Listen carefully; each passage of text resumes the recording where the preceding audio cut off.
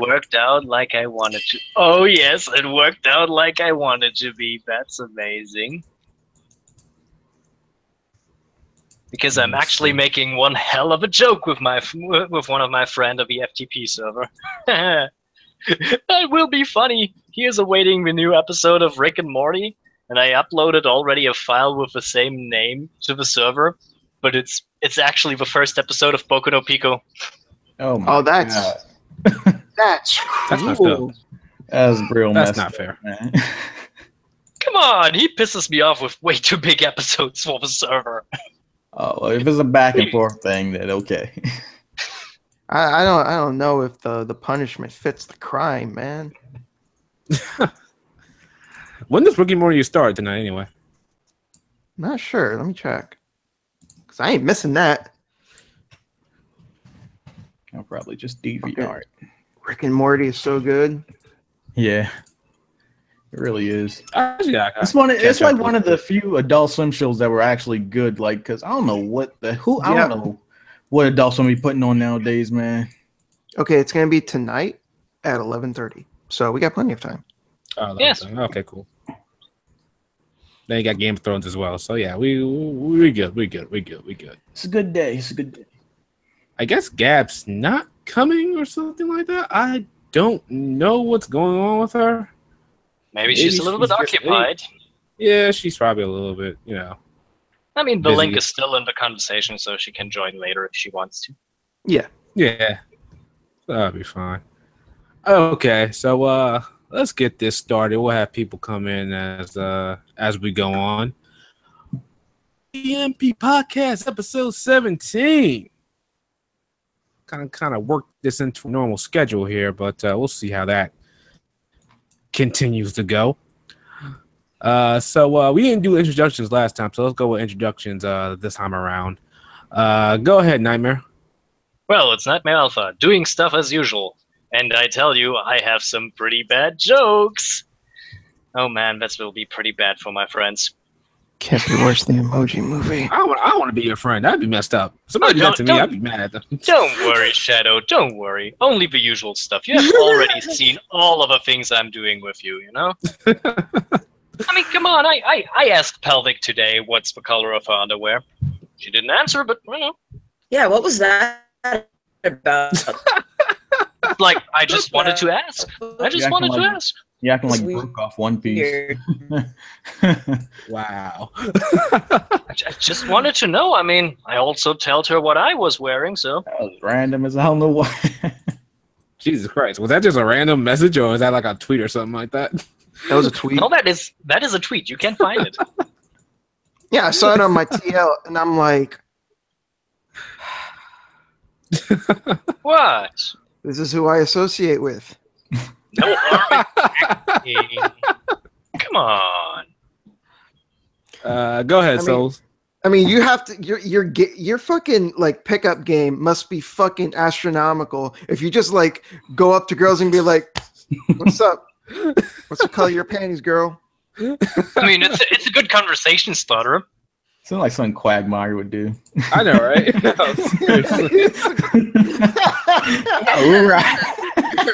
Giggity. Well, giggity. But yeah, Soul's here. Always a pleasure when we get to do one of these podcasts. And I'm ready to get started. All right. And Pelvic, go right ahead. Hey, what's up, guys? Lady Pelvic with Pelvic Gaming, and I'm happy to be here again discussing more JRPG goodness with you guys. Classic. Alrighty. As you guys know, the JRPG here, ShadowElite HD. Yeah. So first off, I just want to talk real quick about Nier Automata real quick. I don't get to introduce myself. What the fuck? Didn't you introduce yourself? Wow, rude. Oh, well, I know. My bad. Totally just like go ahead. Fucking ignored me, dude. Like, It's like the not people even already forgot know about me. You forgot. My bad, Shintai. You know the floor is yours. You go do what you gotta do, man. Go ahead. Nah. I'm not even bitter anymore. Just keep going. Just keep going. So, Nier Automata real quick, because I'm currently playing it right now. I'm playing as A2, and up to this boss, and this boss makes absolutely no sense. Yeah, I saw you complaining about it on Twitter. Yeah. This is like, it's gotta be the most dumbest boss I have ever seen ever. It's one thing if attacks weren't happening at once, but you got these little spear balls or whatever attacking you from everywhere, and it's like the worst thing I've ever seen in my life. I can barely make out what's going on. It feels like I gotta cheese this boss by like running on the outside of the perimeter for the most part, and just using my pod to gun it down. It's just annoying as hell. Yeah, I seen that. I was like, where do you even begin to like attack? Because it looked like Exactly. like multiple enemies. You can't really go up to one and start wailing on it, because if you start doing that, the others are just gonna start spamming you with lasers and freaking. No, you gotta dodge, man. You attack, dodge, attack, dodge, attack, dodge. Like dodge, but you're still getting bombarded from each side. And heal. And what chips do you have on too? Chips are important. Chips are very important. I got on like defensive chips and attacking chips for the most part. I think you should revise your chips to when you take damage. I think there's one if you take damage, it heals. Like you get 20% of the damage. It depends on what chip you have. But is that an auto chip? Because I thought auto chips are only good on easy. Easy? No, I played on regular, just standard. No, I mean there are certain chips you can only use on easy, like auto target. I think is easy, but. No. Gab was the one that played on easy. Yep. Really? She played on easy? She was like, Pal was like, easy. I was like, she was offended by that. No, I just like, as a person, like, I can never play a game on easy. Like, it's yeah. Always my normal. girl, at least I can do my standard. girl cannot play a game on easy. Yeah. Fuck that. Like, I absolutely cannot. Like, I'll always do standard. I'm not going to sit here and be like, yeah, I'm critical proud mode, over here for Kingdom Hearts people. No, I'm not going to sit here and say that, but...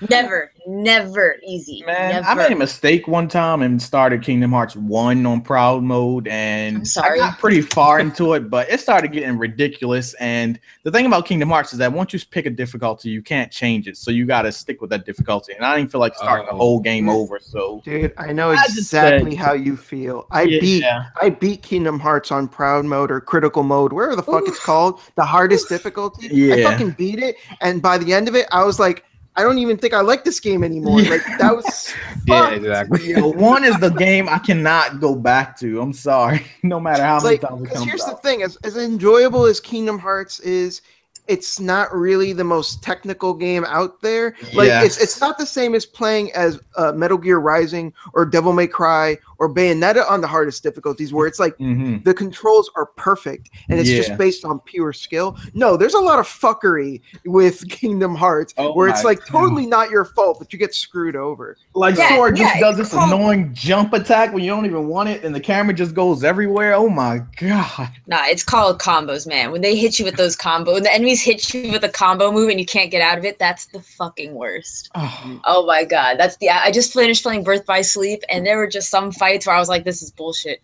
You're bullshit. Your existence is bullshit. Go fuck yourself. God, I was just so angry. I was but what did you think about the last one? Kingdom Hearts is at its best on normal, and that's it. You know? I hate those cheap bosses that just do like massive damage off of just one hit too.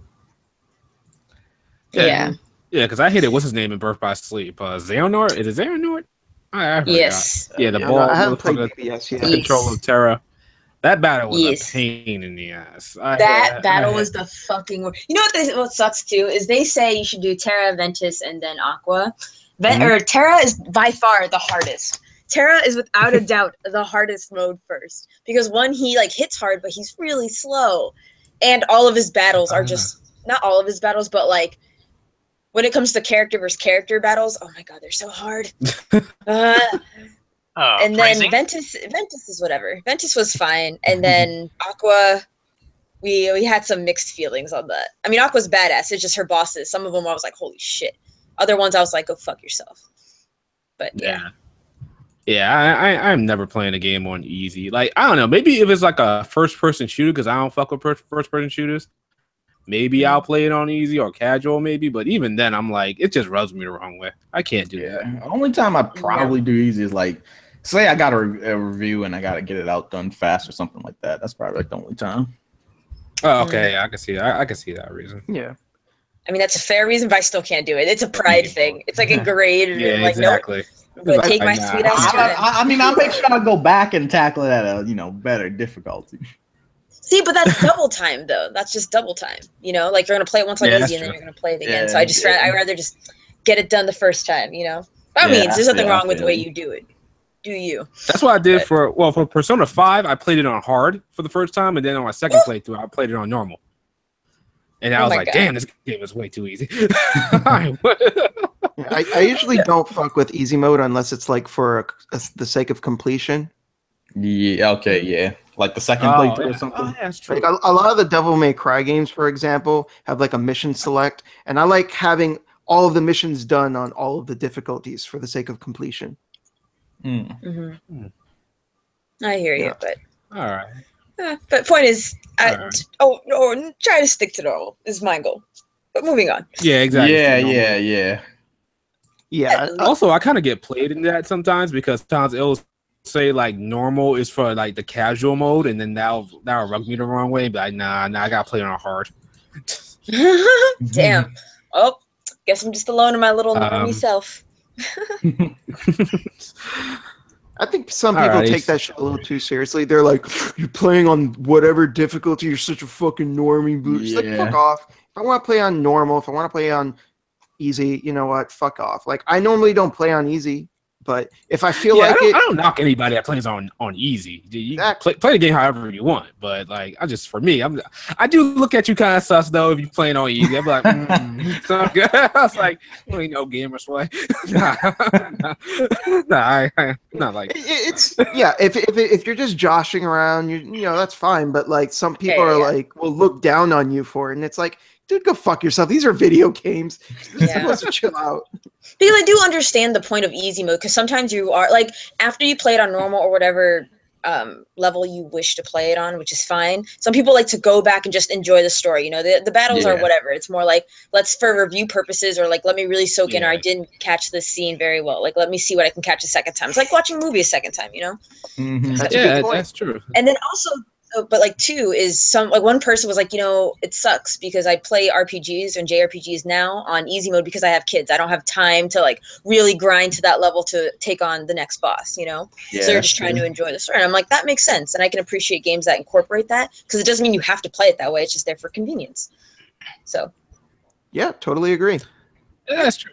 But I don't think I'll ever be so busy into the fact that I'll just never play a game on easy. I don't know, maybe, like certain sections, like first-person shooters, and definitely maybe a fighting game. Fighting game, I'm just trying to play the story, and I really don't care. And I think it's totally understandable if it's a genre that it's not your forte. Like you're going into uncharted territory, and it's like, well, it makes sense you'd want to like start on easy. Or one of the easier difficulties because you're not familiar with it and you're not going to be that good. Yeah. All right. I remember the days when I played Dead or Alive just for fun on very hard. Like, was there really any shame when Guitar Hero first came out to first play it on easy mode? Like, not really. Oh, yeah. That game's pretty tough when you like was playing inside like the Game Crazies or Game Sound. Yeah, you have to work your way up first. Like you first start on easy with the 3 frets, and then you work your way up to normal and hard with more frets. Yeah. I could never play Guitar Hero. That shit was hard. Oh man, that shit was hard. That shit was hard for me even on easy. I'm sorry. I can't fuck with rhythm games. I can't do that. I take it you ain't never played Dragon Force then. Through the fire. No, actually, I actually did.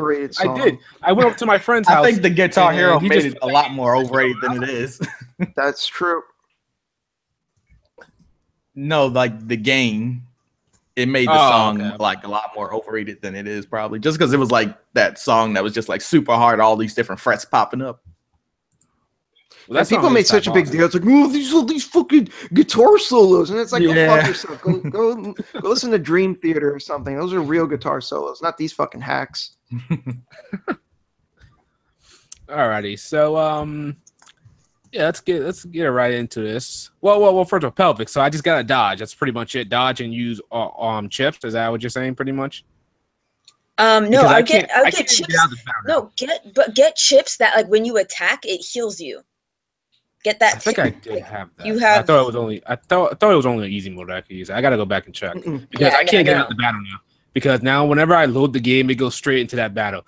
So now I'm screwed with everything I have. I have to beat this boss now. Oh, you Otherwise, better I can't go anywhere else. Fucking good, man. You're at the home stretch, fam. You're at the home stretch. So I was so mad earlier me. because I got like 3 of them down. Like I got them down to 3 spears or balls. I got down to 3 of them and I died. I was like, fuck, I don't want to do this anymore. That's fair. I feel you. Yeah, I'm playing Nier Automata. What's everybody else playing? Well, I'm going to be starting Dream Drop Distance. I literally just put it in my PlayStation 4, and I saw the title screen, and I was like, I'm going to play the fuck out of you later. But I have reviews to do, so I'm kind of holding that. But that's where I'm at. All right. So wait, with the whole Kingdom Hearts thing, how are you enjoying the story then? Okay. Oh, God. Jesus Christ. Okay. This is terrible. I know. No. Okay. So the story of Kingdom Hearts is just filled with plot holes. Okay. So my friend is a huge Kingdom Hearts nerd. Kingdom Hearts to her is Zelda to me. Like I could talk about Zelda all day. She could tell me about Kingdom. But even when she tried to explain certain elements of Kingdom Hearts to me, she was like, "Yeah, there's just some plot holes. You know, Nomura should just stick to designing and not storytelling." And I was like, "Damn." But like there is plot holes in the fucking story. Birth by Sleep alone has some really good holy shit moments. All right, but like with the whole Terra's story was holy shit. I didn't see that coming. Birth by Sleep has probably the best structured story out of all of them. Like had some like really good Like it really sets up what's coming. I'm like holy shit, dog. But like this whole story of Kingdom Hearts is so fucking convoluted and confusing. It's like, let's just make this the most complicated shit. Like they keep trying to cover more shit up, but in turn that shit doesn't make sense that they're trying to cover it up with. So it just adds more questions. They fix one thing, but in turn they like screw up 3 other things. And I'm like, it's just a fucking crossover series with Final Fantasy and Disney. That's it. How do you fuck this up so fucking badly? This is retarded. Holy shit. Fuck Kingdom Hearts' story. And they right though. The true darkness of Kingdom Hearts, the story. Like all it ever should have been is going on stupid adventures with Donald and Goofy, and then occasionally a cheesy speech about friendship. And the power of the heart. That's it. That's all it ever should have been. True. That's all it ever should have been. Because now it has nobodies. And it has somebodies, and there's Heartless, and now apparently there's the Unversed. No, somebodies are like, oh my god. Okay, so God. Wait, what is somebody's getting introduced? Let me bring it down. So somebody's are what just has a heart. Like it's like you and me. We're somebodies. Like we're just now in our heart. We're just somebody. Yeah, we're somebodies. I know. Check this shit out. So now what Heartless are those whose heart have been consumed by darkness so much that they turn into what we know as Heartless. So they have hearts, they're just consumed by darkness. Now nobodies are people who have lost their hearts and it's just the body. They're just the shell. Now when the heart and the body recombine or combine, they return into a somebody. I have a question. Where does humans play a part in this? No, somebody's. There's not really a human, like, Lion Kings, the lions have hearts. They can lose their hearts. They do whatever the fuck. Okay. But here's where none of this makes any fucking sense. Because Roxas is Sora's nobody. But if that's his body, then what the fuck does Sora have? Is that like a non-body that he has? What the fuck? Roxas, exactly.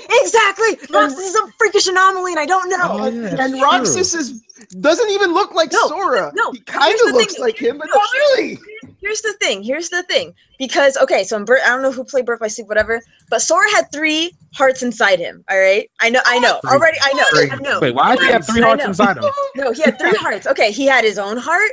He had Kyrie's heart in the first one. You remember he, pointed the Keyblade at him? He had Kyrie's heart, and then he had Ventus's heart. And if you pay attention, there are 3 hearts that go outside of his body when he unlocks his fucking heart. Kyrie's heart goes back to her body. Sora's heart, it went somewhere. And then fucking Ventus's heart, how my fucking friend described it was Ventus's heart didn't go back to his body for whatever fucking reason. Instead, it was just so powerful, it just formed its own body. So I'm not sure what it is.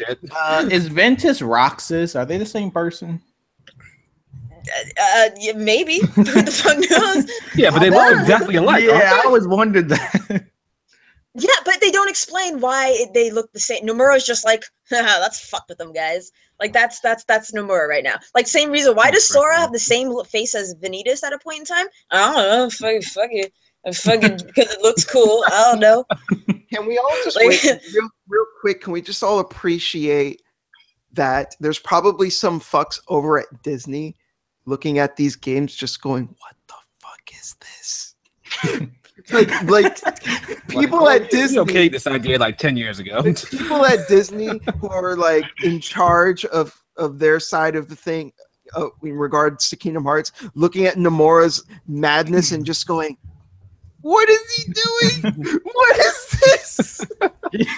I'm pretty sure Nomura is Imagine looking at Nomura's that guy. magazine. Imagine him handing like the storyboard over, and he probably just Gotta agreed keep the with series what he's going. saying. Oh my god, we have a great comment. No. CS Repraved was like, so nobodies have bodies and heartless have hearts? Yes.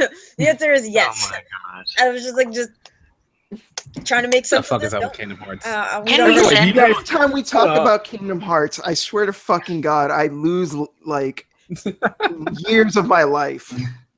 It's fun though, So right, wait. guys? Hold on. Do you guys think it's gonna end after Kingdom Hearts 3? Oh, No, Like, No. we're gonna wrap up One- everything nice in a bow, and everything will be answered. No. more Kingdom Hearts. No. There's gonna be it's too much money. There's so much fucking money in this series right now, dog. Well, I mean, look at Yeah. this. People eat that shit up. They've remade this game 3 times? You know what I mean? Yeah. Three, some Kingdom certain games Hearts 3 3. times. Gonna be a few more spin-offs. Exactly. we're gonna get- There's gonna be spin-offs. We're gonna get But 3.2. Nomura said, yeah, right. No, Nomura said though this will just be the God. end of this will be the end of the Xehanort saga. This doesn't mean the end of Kingdom Hearts. This is the end of the I heard Xehanort about saga. that. Yay, I guess. So yes, so How that's was what I Kingdom not? Hearts 3 is. So They could've- just wait. It'll come. It will come, Then my we're gonna child. get Kingdom Hearts 4. 3.2 divided by 5. Stop. That's the same There thing you with go. 3. Carry Listen to Nomura, that could actually over happen. 2 days. He's gonna do like what was that? Tokyo Ghoul and put Kingdom Hearts Route A. Stop. I don't know what's going Point on. 2 is going to be symbolic of Riku and Sora's relationship. Divided by 5 is symbolic. Jesus Christ. of, Hopefully they like- have like a new director. Damn shit, like Nomura, baby, you're great at art. Stick to that. Stick to art, I yeah. wouldn't even though I he got a wouldn't lot even of things with say that. zippers. I don't know. He got I- fetish with zippers. I wouldn't even say that. Like, I think his actual drawings are good, but he's a terrible fucking character designer because all he does is cover. All he does is cover his characters in fucking zippers and belts. His And there actual you go. drawings are very well drawn, but when it comes to actually coming up with good character designs, he's fucking shit. Oh, I love his designs. Are you kidding me? Some of them are simple. Some of them are. Yeah, you're right. They have the whole zipper and belt thing, but I kind of like that. It's like his signature, like swag. I like that. It's I like, think oh he shit. designed. Nomura- I think he designed. I think he said- Edward Scissorhands. I think he designed Edward Scissorhands. Oh shit. I love Lulu. The Lulu, guy wears great, nothing but but she's belts. literally like 50% belts. She is. I think he said that like people that constantly crack on him about the zippers, Yes. that he's just gonna do it more because Yep. he doesn't really care. That's right. But I like that attitude though. Just like, oh, you talking shit? That's fine. Keep talking. I'm just keep doing this. I'm making my money. Like, Double down. I gotta say though, I love his little DC and Marvel designs when he redoes the design for like some of the superheroes. Oh yeah, that shit is nice for like figures and shit. Yeah, it's pretty cool. He makes them look True. like super badass. Alrighty. Yeah. Extreme. So I feel like we talked about Kingdom Hearts enough. Yeah. Let's No, wait, Let's so take a break off explain, of that Souls. until 3 comes out. We need to move on.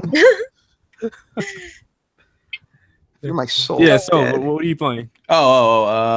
Still trekking through Cold Steel 2. And Oh, okay, so you just like me chucking through Cold Steel 1. yeah. I'm sorry, I like the game. Don't get me wrong. I just feel like it's a slug sometimes. I told you I had to take a break. I can't do this anymore because all right, for the main like quests and stuff like that, I can fuck with it. I can sit there and read it because sometimes it is fascinating. But for like side quests and shit, I'm kind of like fast forwarding through shit. It's like overwhelming sometimes. Yeah, I can't handle it sometimes, but yeah, I'm trying to get the Cold Steel 2. Hopefully, I can get done with the Cold Steel 1 sometime this week, and then I'll buy Cold Steel 2 for PS3. Put my Vita out the pasture. Nightmare, what you up to? What you playing? Well, I was kind of busy the last few weeks. Guilty Crown leads to a lot of problems with my mind. It's like burning a house down. It's never easy. But I have actually played some other Western games. I'm going through Shadowrun Dragonfall. I had put that on hold, and I have to play it. It's pretty good. It's pretty good. All right. Okay. Cool. All right. And Shintai, did I get you? What are you playing before I move on? I got you, Shintai? Or? No, I haven't said yet. Okay, go ahead. What you playing? I've like last week. Or last time we did the episode, rather, I'm still playing Yakuza 0 because this is just the game that, like, if you don't want it to end, it will literally never end. There's so much to do. It's fucking insane. I've spent, and most of this time, I haven't even really progressed in the main story. I've just been doing side content. Jesus. Although just like these last couple of days, I actually have been progressing in the story, but like, for a while, all I've been doing is all the side content because there's so much. There's side quests. There's like mini games. I fucking did this amazing little like pocket car racer thing where you customize your little like RC car and you can like drive it around a track, and it's fucking hilarious and great. Seems like there's a lot of mini games in there. There are, but most of them are optional. You don't have to like. You can play. So, you could play blackjack. Why don't you just go with the main story and just come back and do all the other side missions? Well, here's the thing. So some of the side quests can be like random stuff. Like you're just walking around town, and then all of a sudden you'll see someone crying on the floor, and you'll be like, "Oh, what's wrong?" And it's this lady, and she needs help. So sometimes you just find side quests randomly just by walking around, and that you're going to be interested. It's like, oh, what's up with this lady? Why is she on the floor, crying? But then there's also the business side quests, because the game has two protagonists and each of them have their own exclusive business side story, and these are important not only because it makes you the most money, but also because it allows you to level up certain abilities more. So each of the characters have their own fighting styles, and each fighting style has a sphere grid type of leveling system, but certain parts of them are blocked off, and you actually need to go through those business side quests in order to unlock the rest of their sphere grids. So obviously, that sounds like a lot. What? What is it? No, that sounds like a lot. It kind like when I explain it, it does, but when you're playing through the game, it really doesn't feel that way. But doing the business side quest is actually a lot of fun because Kazuma is a real estate agent, and you can like you can like buy buildings and stuff, and you can like generate money that way. While Majima owns a cabaret club, and he has to like dress up as girls, and he has to like manage the club. And if there's people in the club that are like acting rowdy, you have to like step in and make sure that they're not mistreating your girls and stuff. It's fucking insane. It's great. Jeez. But like now that I'm actually like progressing the main story is so fucking interesting. It's because you're playing through the two characters separately for the most part, and it just seems that okay, you're just playing as these two guys. But now I'm at a point where their two stories are starting to connect with each other in like interesting ways, and I'm like, oh shit, I didn't realize that the stories actually connected with each other. I thought they were just like two separate stories, but now there's actually like, oh okay, I'm not gonna spoil it, but then you find out like people are like linked with each other, and like stuff that happened in one story is actually affecting the other one, and it's like, holy shit, this is fucking amazing. So Yakuza 0 is like has been a ride. This game is fucking amazing. I've beaten almost every other game in the series, and this is the best one by far. Damn. Oh, man, like you're having a real good time with it. Definitely. Running around, beating the shit out of people, and then turning around and being able to like play little RC cars and shit. Like this game has so much shit to do. it's so much fun. And the game actually incentivizes you to go out and do this shit, because then you can use, because when you like complete something, it'll give you a point, and you can use that to like get buffs and stuff, like stuff that makes you run faster, or it'll help you run your business better. Like this, like it's like all the mechanics kind of converge on each other, and it like all feeds into each other. This game is fucking amazing, and the writing is phenomenal. Alrighty, okay, all right. So let's get into a little topic right now. So does everybody know Michael Pachter? Nope. No. Oh, wow, really? Please, surprising. please introduce us. Well, he was a I guess you could say game analyst on GameTrailers.com, and he was a real famous game person, really important person in the gaming community for the most part. But and people still go to him now for gaming knowledge, no matter how wrong it may be. But he said that most people don't care about Japanese games unless it's from Nintendo. I think 2017 alone has proven that he's full of shit. Yeah. Oof. Yeah, that kind of like rubbed me the wrong way, because I'm like, of course, because I play Japanese games. But I mean, regardless of how we feel about Final Fantasy 15 personally, Final Fantasy 15 has been pretty popular with the normies. Yeah. Unfortunately. Unfortunate. Ooh, the bitter. Come on, let them play, let them have fun. Maybe that actually incentivizes them to go and play a real Japanese RPG, you know? Yeah. Let it be the gateway. Yeah, exactly. Yeah. Nah, I don't think so. I think Persona 5 as well. I mean, I wouldn't go as far as Persona 5 is like super mainstream or anything, but it has broken into the mainstream more than most JRPGs. Yeah, I think it's done like what, 1 million in sales already, or close to it. And Nier Automata did like 2 million, I think. Yeah. So that was foolish. That was ignorant. Yeah. Okay. Yeah. Yeah. Like I said, he's wrong on more than one occasion, but people do look to him for some gaming knowledge. Oh, and not to drag it on, but like I've been playing Yakuza 0. That game also did really well. I don't know the exact numbers, but Yakuza 0 is the most successful game in the series. So I mean, yeah, this guy's just full of shit. Yeah. All right, so Michael Pachter, a piece of shit. Okay, so damn, you're throwing the shade. And that's only talking about RPGs and the action kind of thing, and then we have the visual novel crowd. The new Danganronpa is coming out, and people are excited, all buying this. You know, it's kind of weird to say that is probably just being completely blind. I'm not sure if this guy is actually going around or just wants to create buzz at this point. Yeah, because he will get buzz. He might just be trying to create controversy. Well, like, what if he means in terms of sales for the most part? Like, we know those games are good in their own right, and there's demand for them, but for the most part, they don't really do numbers. I don't know. It's kind of. I don't know. That could be what he's talking about. I don't know. I mean, yeah, he could be comparing them to like the mainstream sales.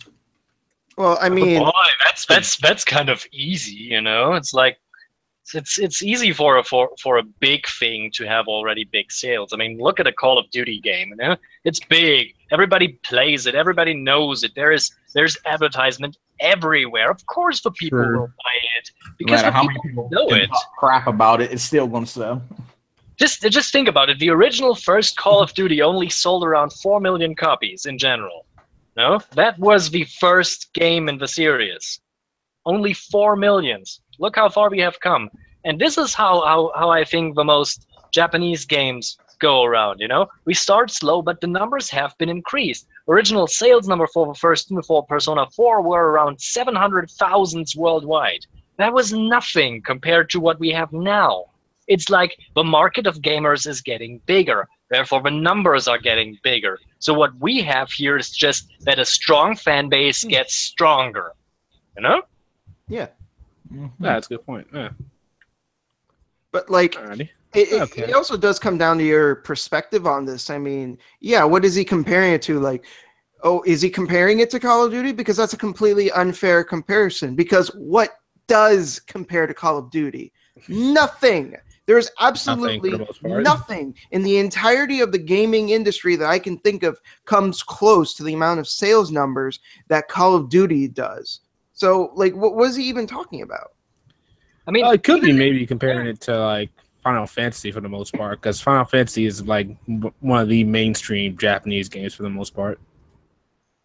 And that's doing really well right now. But he says that Japanese games in general, if they are not coming from Nintendo, are not actually liked or something like that. That was the original statement.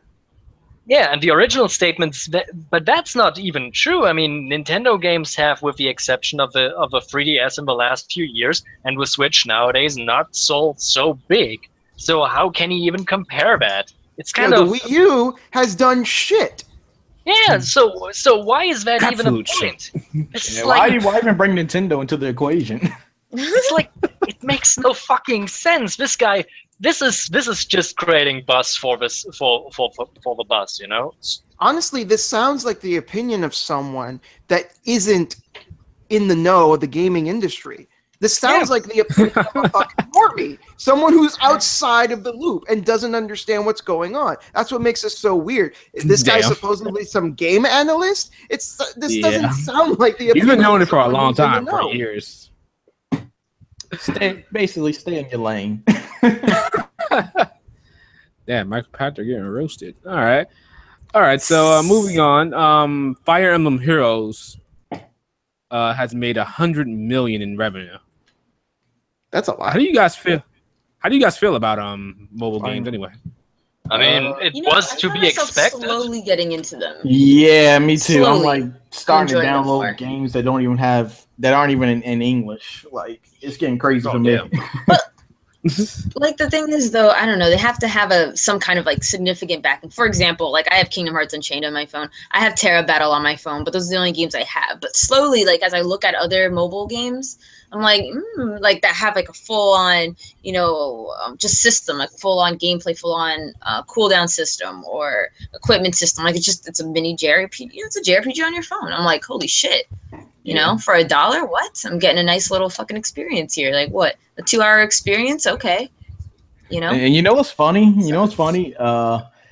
Fire Emblem Heroes is doing way better than their crappy Super Mario Run, which is a paid-to-play game, and Fire Emblem Heroes is free-to-play, so... I heard Super Mario Run bombed. I'm telling you. Oh, it did. It bombed. I thought it was doing okay. Wait, it was only on iOS, wasn't it? It did okay. It didn't straight up bomb. It just didn't do as well as they wanted it. I mean, it's an endless runner. They are not for everybody. All right. But I guess because Fire Emblem Heroes has all these microtransactions and all these characters that people want, people just pour a whole lot of money into it.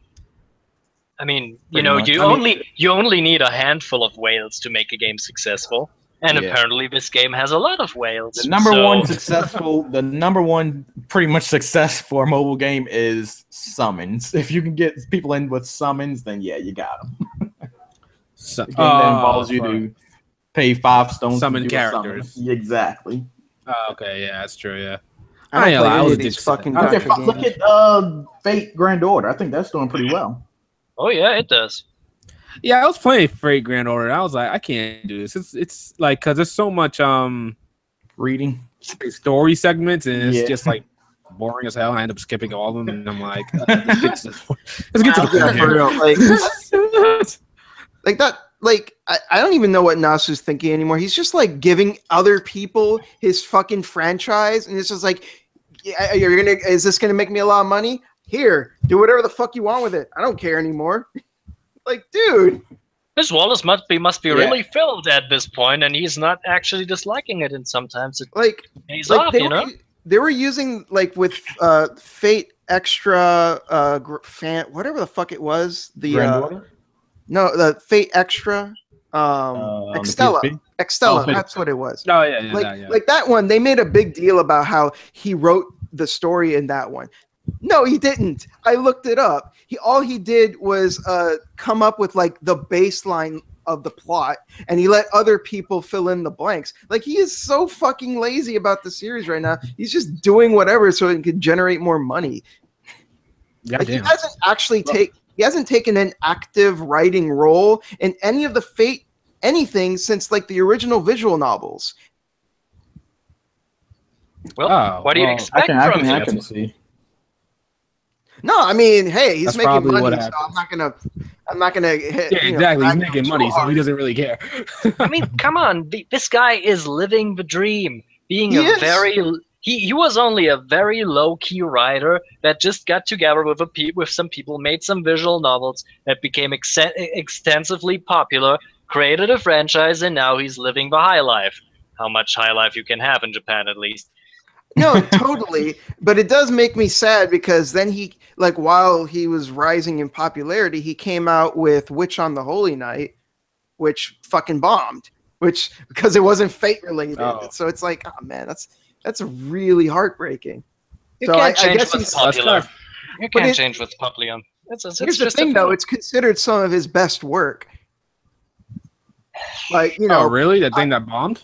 Yeah, the thing that bombed is considered some of his best work, but because it's not Fate related, nobody cared. Well, I guess that's the reason why he's like taking it easy. Like, if they don't care, then I don't care. Pretty much. That's pretty much. I have been waiting like I think 10 fucking years for the Tsukihime remake, which was announced about 10 fucking years ago. God damn. Yeah, I have been waiting so long for that remake, and I haven't seen nor hide nor hair of that fucking thing because he's too busy fucking sitting on his like mountain of cash from all the Fate royalties. Maybe it's just we need to make it more popular themselves. You know, it's about high time that we as fans of this take a step into that, because that's how it goes. You know. But things like Danganronpa didn't become popular because they were just good, but because fans actually made it good.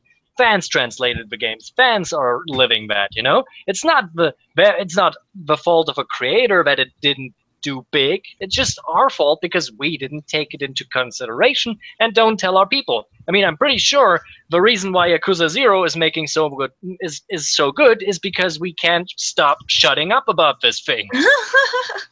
I refuse to shut up about it. It's too good. Yeah, I can tell. You know? But, so like, that's what I think. No, I get what you're saying, though, because, like, here's the thing, though. Fans have actually gone out of their way to translate the Japanese-only visual novels. But nobody's fucking translated Witch on the Holy Night yet. I've been waiting, not quite as long for the remake, but I've been waiting a long time for that to get translated, and it hasn't fucking happened yet. So I'm just like, God fucking damn. It's rough being a Type Moon fan sometimes. So someone has a question in the chat. Waru Boy, isn't Yakuza getting a spin-off? Yakuza has multiple spin-offs. Yeah, already. I think what that person is referring to is the remake of Yakuza 1 that's coming out next month. Oh, there's a remake coming out? For what, PS4? Yes.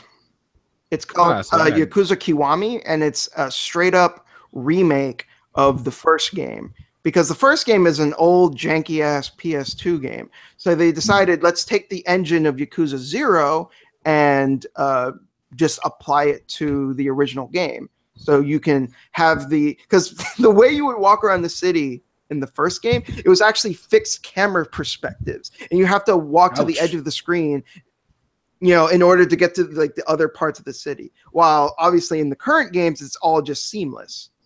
So they decide, you know, let's remake it with the new engine and improve the combat. And they also added new story sections as well.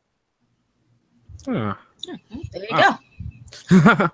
All right, so there are some spin-offs.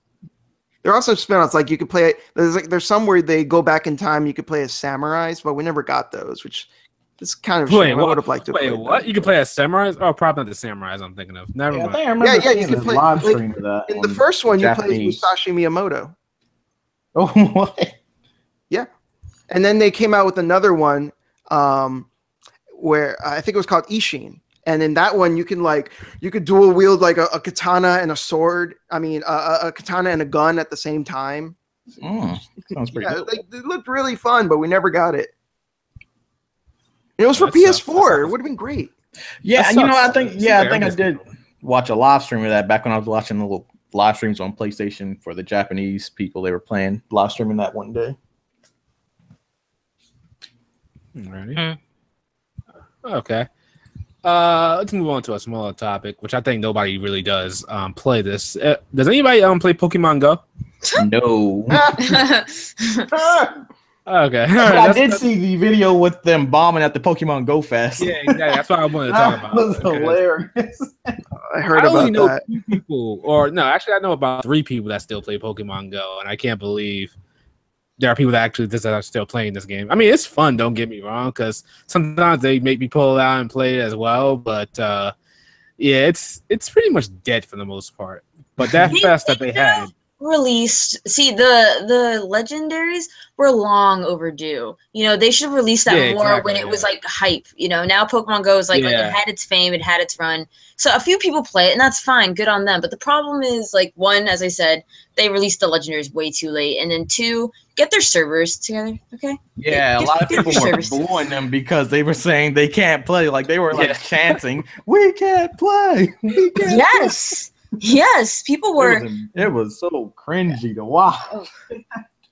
You know, it's sad because they're getting sued for like people's travel arrangements and shit like that. So Niantic can reimburse them. That's pretty sad.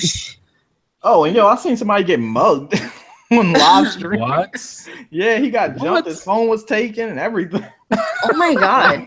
He was live streaming playing Pokemon Go. I mean, the guy was an idiot and like tried to do something on the phone, and the police, I guess, were able to track the phone or something, so they caught him. But yeah, Pokemon Go got people into a lot of trouble.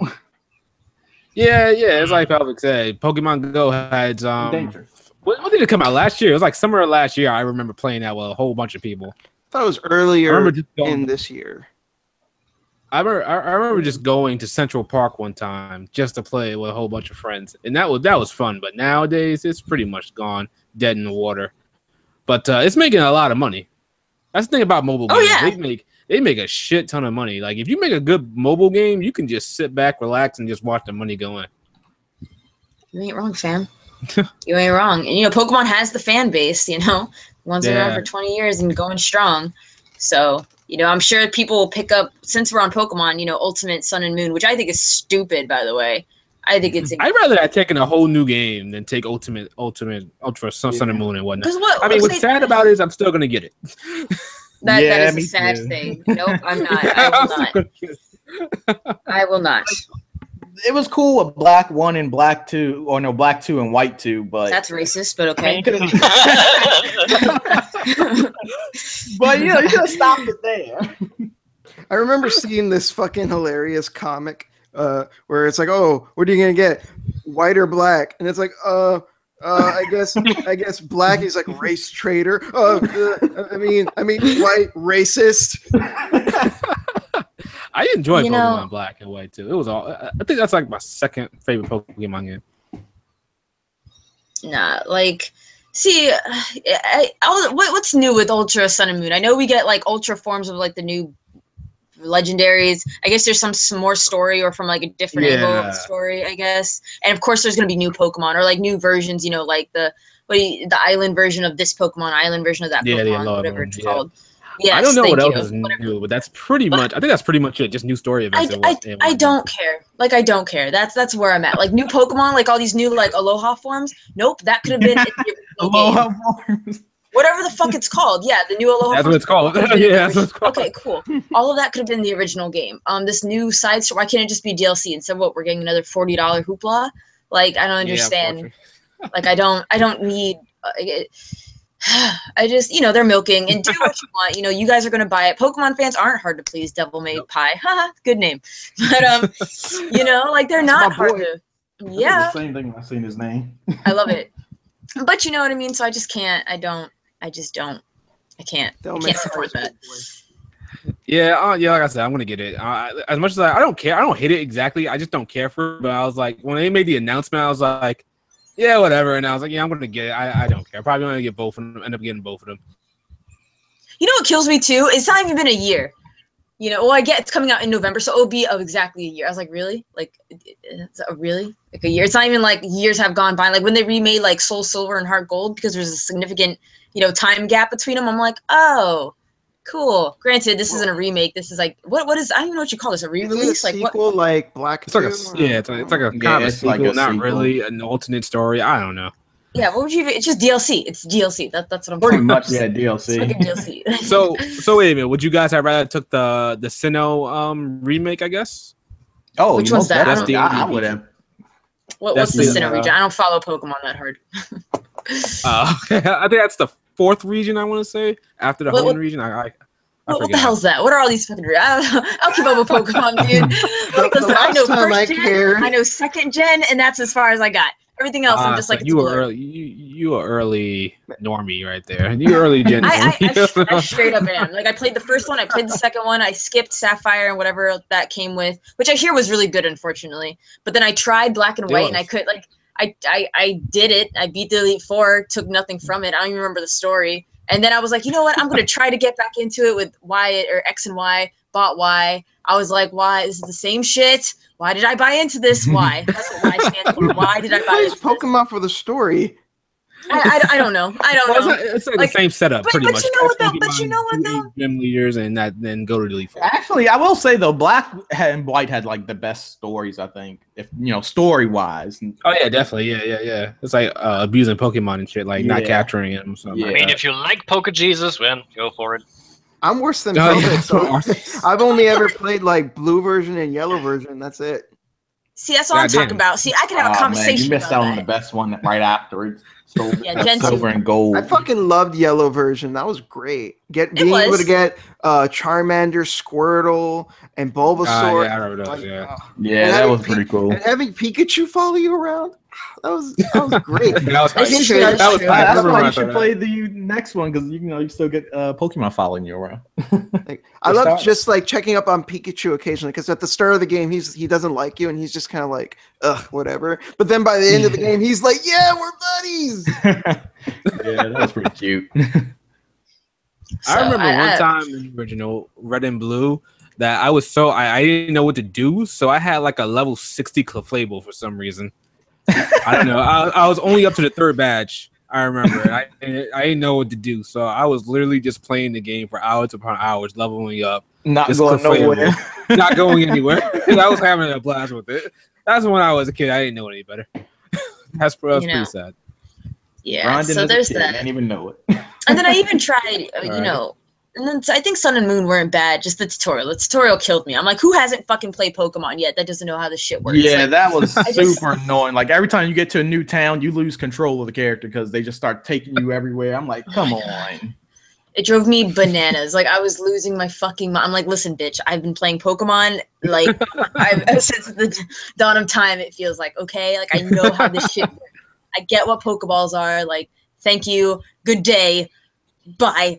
Well, they gotta get the new fans that the new people that are playing the game and make sure they have like. Here's the thing. I think that if Nintendo gives you an expert mode just as a DLC for $1, we would make just a killing with an expert mode. No tutorials, enemies are tougher, placement of Pokemon changed, and god damn it would be a whole new experience for most people.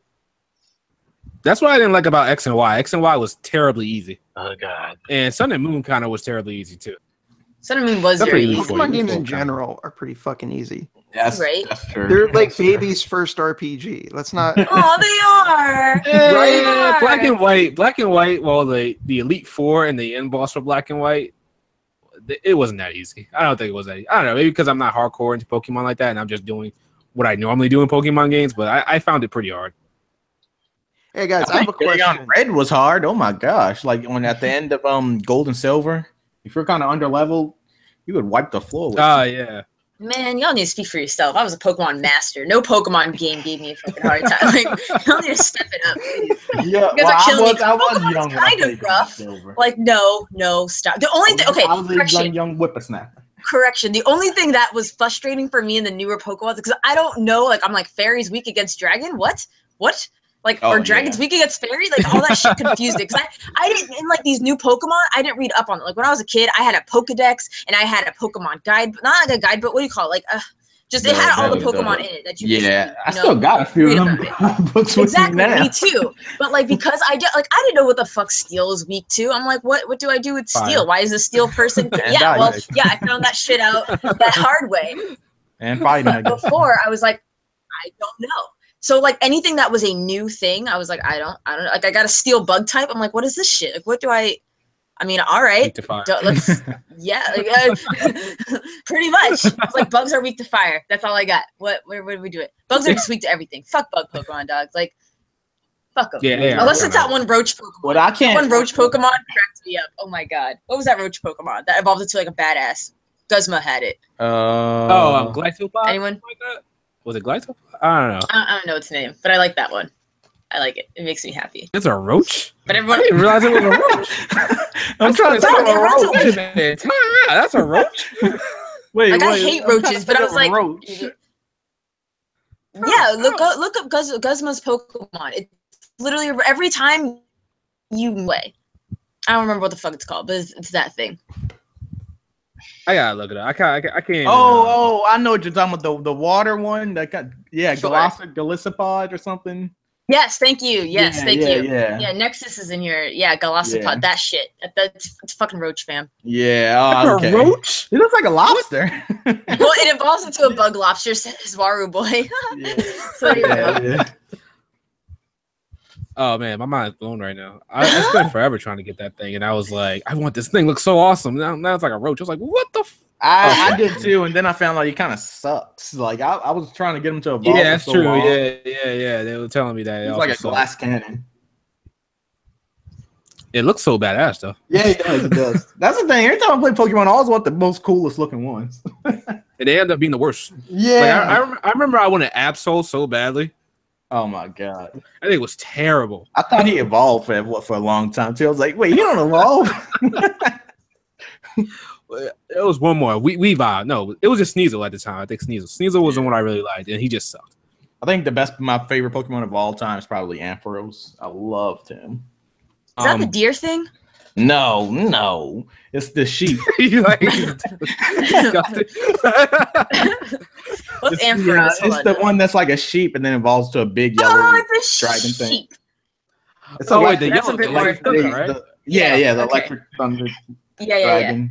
Yeah. Best Pokemon is still Gyarados. I'll always support Gyarados and Croagunk for life, and of course Charizard. You can't. Yeah, of course Charizard. Yeah. OG triple OG right there.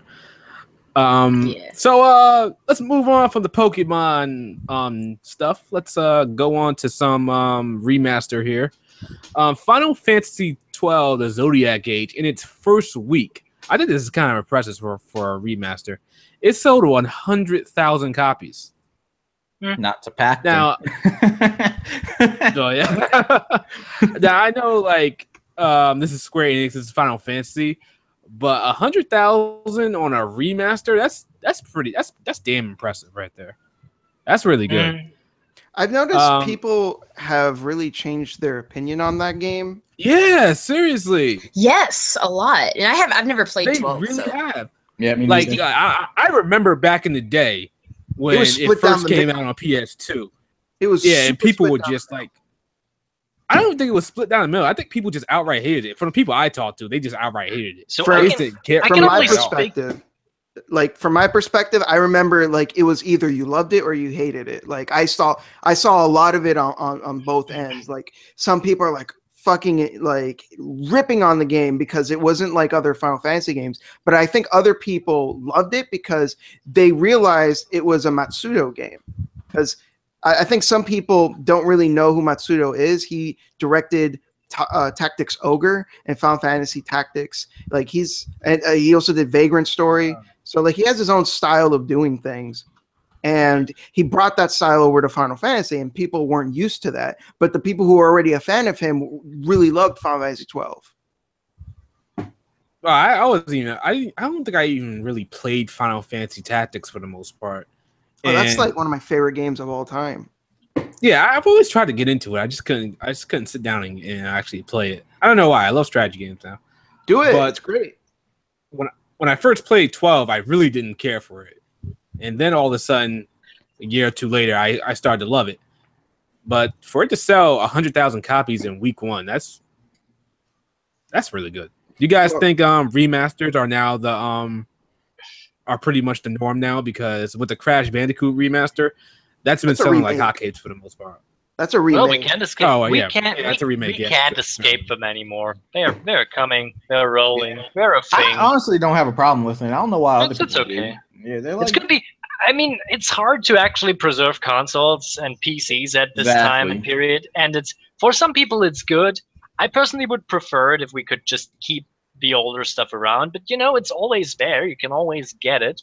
If I want to play the original Final Fantasy 12, I can do that. My PlayStation 2 is right next to me, so it's not a problem. But for others, it's the only way to get this without watching some Let's Plays or getting into the setup of old PCs, old televisions, and all that stuff. It's a good idea in general, but I would like if we would tone it a bit down, because sometimes we have a problem. I mean, I remember the start of a PlayStation 4 where we just got only remasters because that was only what we had there, and very few original games, and we can't rely on that all the time. We should restrain us a bit. Yeah, I think it's just a fact. I think it's useful because it does give people who weren't there at the time and gives them a chance to enjoy the game. Like the Sly Cooper series, for whatever reason, completely passed me by. But then when they re-released it with the HD collection, I was able to play those games for the first time, and I really enjoyed them. I thought they were really fun games. I actually still got to get on that series. I could never get into the Sly ones. Funny story. I actually or Jack. When I was younger, I asked my mom for Sly, and she brought me Ty, the Tasmanian tiger. That is such a mom thing to do. But the funny thing is, though, Ty is actually a really good underrated game. A lot of people should try it. I actually really like Ty, but I still got to try out the Sly. I remember the commercial for that game. Like all of the other mascots were like in the hospital. Yeah, and Ty would like walk by, and all of them would freak out, and it was Crash Bandicoot, and it was like Spyro and a couple others. They all were like, "Oh shit, no, it's Ty." Ty was a cool character. Like, he uses little boomerangs to attack. It's a fun adventure, kind of platforming adventure action game. It's a fun game. I think a lot of people should try it. They're on Steam, so if you haven't played them, check them out. It's on Steam. Oh, they are. Yeah, they're on Steam. Hey, you know that. Whoa, I was not expecting that. Yeah. Alrighty. All right, so I think we're gonna move a little bit off topic from gaming for a little bit here. I'm gonna talk about something that's happening with YouTube. I don't know if you guys are not familiar with this YouTuber, then we'll just move on. You guys familiar with AngryJoe? Yes. Oh yeah. Oh god, I know what's happened. Oh god, it's like, oh god, it's so petty. You mean like... pissed off Pedro? No, okay. I know what's going on here. It's simple. He said he wanted to go on a vacation because he's kind of hard, and the people said, "No, we don't want to do that." And he was like pissed off and just stopped using comments and deactivated the shit. And I'm like, dude, I see both sides. I know what's wrong. He wants to take a break. You want to have videos. There are other people in the world. It's just that AngryJoe is a special case. He makes some interesting reviews, has some good production values and all that shit. But come on, give him a break. Some people need that. Not too much of a break. We have seen how this can break that down. But god damn it, he just says 2 months and he's back. That's okay. You know? Yeah, but for the most part, I kind of understand why his fans are getting a little bit upset with him. He said before that he was going to do like angry reviews more often and keep to a schedule. He pretty much didn't do that for the most part. He got an angry review out here and there. But now, since he said he was going on vacation, people are like up in arms, upset with him. It got to a point where he couldn't even upload a video without people spamming his comments. Yeah, but at the same time, like, we don't know exactly what was going on behind the scenes. People are accusing him of being, like, people are accusing him of being lazy, and that's a complete completely unfounded assertion. We don't know what exactly he was doing. Maybe he was being lazy. I don't know. But is it really fair to say? We don't know what kind of production troubles he was having. Like, I've seen his reviews. Those aren't easy reviews to make that you just fart it out. Like, you have to write the script. He also likes to do skits. He gets dressed up. He has to put up the green screen. He has to find the right key graphics for the green screen. He has to play through the games. He has to record footage. Like, there's a lot of work that goes into his reviews. And I think it was a misstep on his part to say that he was going to do, 2 a month, because those are big projects. Those aren't something you just do in like 2 weeks. So I don't think he should have said that at all. And I think people wouldn't be as angry with him. So I kind of see both sides here, but I'm more siding with AngryJoe. I think he could have phrased things better, like him, and I think he could have done things better, like him disabling comments and stuff, like him getting angry at his fan base. That's fucking stupid. You don't do that. But then he made another video where he clarified things. And people like that video a lot better because instead of being, angry, I know it's in his name, but like seriously, if he sat down and actually like explained things to the audience, people listened and they were like, okay, we understand. And it kind of subsided after that. Yeah, I kind of take his side for the most part because like I think we all make content. We all know how time consuming it can be. And I don't know, like all of us make content on the level of AngryJoe. I've seen some of you guys content. Some of it is. But for him to do it, he's got such a huge fan base to appease for the most part. It's tough work. It's definitely tough work. And yeah, even though it's not like it's his job for the most part, but it's still a lot of work. Yeah, doing all that editing for like in front of the screen, a long time. Yeah, and without a break. I mean, come on, let the guy have a fucking break. I think people at the end of the day, I think people in his comments are just like way too entitled for the most part. Yeah, that's a big problem. That's the problem. Entitlement. That's the problem. That's the kind of shit that makes serial killers. I'm not kidding. So this is the mind of a psychopath. Hey, haven't you ever heard the Elliot Rogers story? Like, that kid was so fucked in the head due to entitlement. Elliot Rogers. No, I gotta look that up. That's a can of worms, bro. Out of his fucking mind. Uh-oh. He was a rich kid growing up, and but of course, if you're rich, then of course you think you're entitled to shit. But the thing is, like, he was super entitled and really shy, so he had no luck with women. And as a result, it drove him crazy and turned him into a misogynist. And then he went on a killing spree. Jesus, damn. Yeah. Ew. Yeah. He just wanted to be loved. You're rich. What do you have to do? What is the problem? Go pay for it at that point, all right? And he had a fucking BMW and shit. Like, and he, like, you see pictures of him. He's not even an ugly looking guy. Like, if he wanted a girl, he could have gotten a girlfriend. But he, Jesus oh god, it's a fucking messy story. Just take a look at these. Just take a look at these maninists, I guess is the name. These angry people that say that the male race is dying out because of feminazis and stuff like that. Look at these people, and you see the same thing. They're becoming psychopaths for no real reason. I just don't get how people can do that when they have all the money in the world. Like, go do something at that point. Dude drives around in a fucking Beamer. Fucking serious. And you have a whole bunch of money. Like, come on now, you should be easily able to have a relative happy. If we ever hit the jackpot, we ride down to Vegas and just picking up bitches and guys, whatever you prefer. All right. So Famitsu had a poll going on for best RPG of, and what came out on top was Persona 5. Whatever. Okay. Okay. Which of course is like, not a surprise. Persona 5 is a great game. But, for the most part, the rest of the games on this list was kind of like, I say a little bit iffy.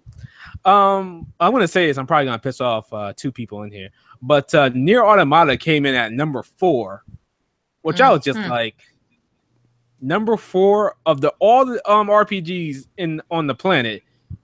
Nier comes in at number 4. I don't know about that. I'm not saying Nier is bad by any means. The first one or the second one? Second one, Automata. Okay. But, Okay. Well, I mean, you also, it reached the top 10 now. I think it needs the right mind to be appreciated, and not everybody is open to that. I think really what's part of the difficult, problem with a list like this, though, is that it's also based on what's new and what's popular. Yeah, exactly. Yeah. And it's But because I'm looking at it here, and some of the stuff I can't speak on because I haven't played it. But wow, Nier came number 8, huh? Nier Automata is 4. It's crazy. yeah, it kind of feels like it was just a popularity contest for the most part. See, like Chrono Trigger deserves to be on this list. Chrono Trigger's a classic. But I haven't played it, so I mean, I believe it. I've heard fantastic things about it. It's just so difficult because, as you said, new and old. Like, okay, for its time, is Xenogears on here? Probably. Yeah, like my biggest problem with this list is all of the new games on this list. I feel like for a game to be on a list like this, fire up there. You know, like it needs to have been around for a while so that people can fully digest it and really develop. Like, because I don't feel like after you've beaten the game and you're hot off of it, it's like, that's it. That's my favorite game ever. Like, you really need these things to stew. You really need to let it sit. And then the test of time will prove whether people will go back and remember these games. Like, they really should do it like after a console generation ends, probably, not midway through.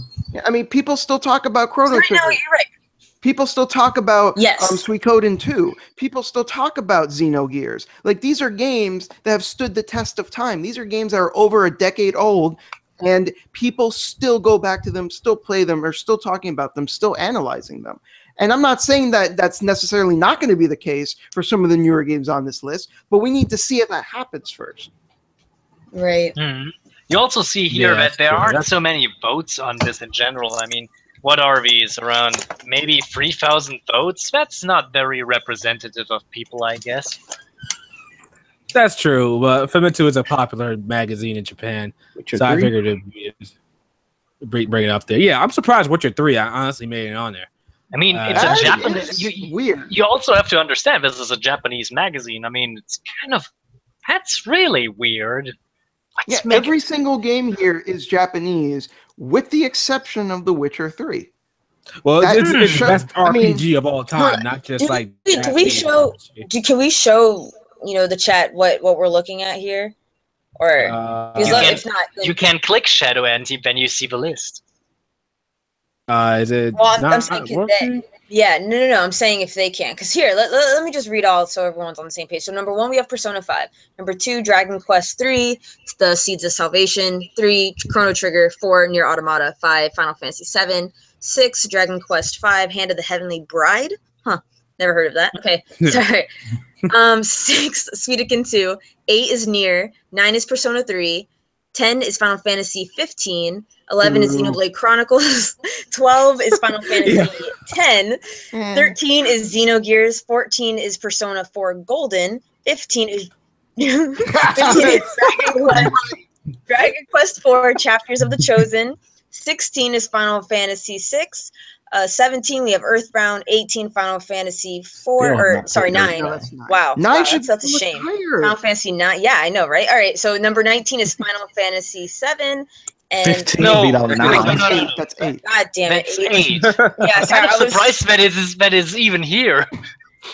And then 20 we have Witcher 3 Wild Hunt. Yeah, I'm surprised 15 beat out position. all of those games. Yo, why is 15 even on this list though? I don't know. Oh my god! Like, I don't hate 15 much as you guys. That's why I didn't care much for this. I think something we need to keep in mind is what's popping in Japan versus what's popping in America. It's all those normies. I mean?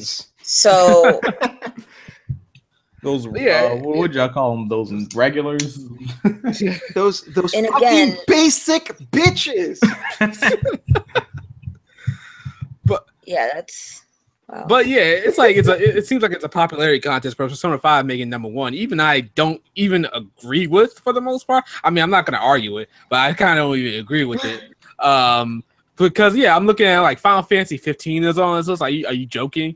What else I didn't agree with? I'm sorry, I didn't agree with Nier being on the list for the most part. I'm talking about all these are. I'm sure Nier and Nier Automata are as great as you guys claim it to be, but I'm saying as an all-time list, no way. Like, No, come on. I agree with you. Just because these games haven't been around long enough for us to fully digest them and see if they stand the test of time.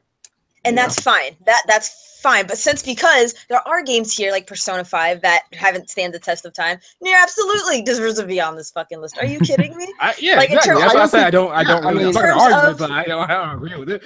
I don't think Persona 5 should be on this list either. Like, and I love Persona 5. It's like fucking epic game. Awesome, but should it be on this list? I'm not sure. Like, it's not. I don't think it's fair. Well, this is an unfair list, but I'm just going. That's the inherent problem with these kinds of lists. I mean, is it actually legitimately trying to put forth the argument that because enough people voted for Persona 5 that it's the best RPG of all time? That's insane. Yeah, I don't know. Like, but again, Persona 5 is a good game. Like, it is a good game. But like, I really wonder what people think makes a good JRPG. It's like, to me, so I heavily critique story, and Persona 5's story was just painfully predictable. I was like, are you kidding me right now? Like, I could write this shit. Like, shit, someone hire me right now. I do agree. It was predictable. Like, you gotta fight this castle, then go on to the next one, rinse, wash, repeat.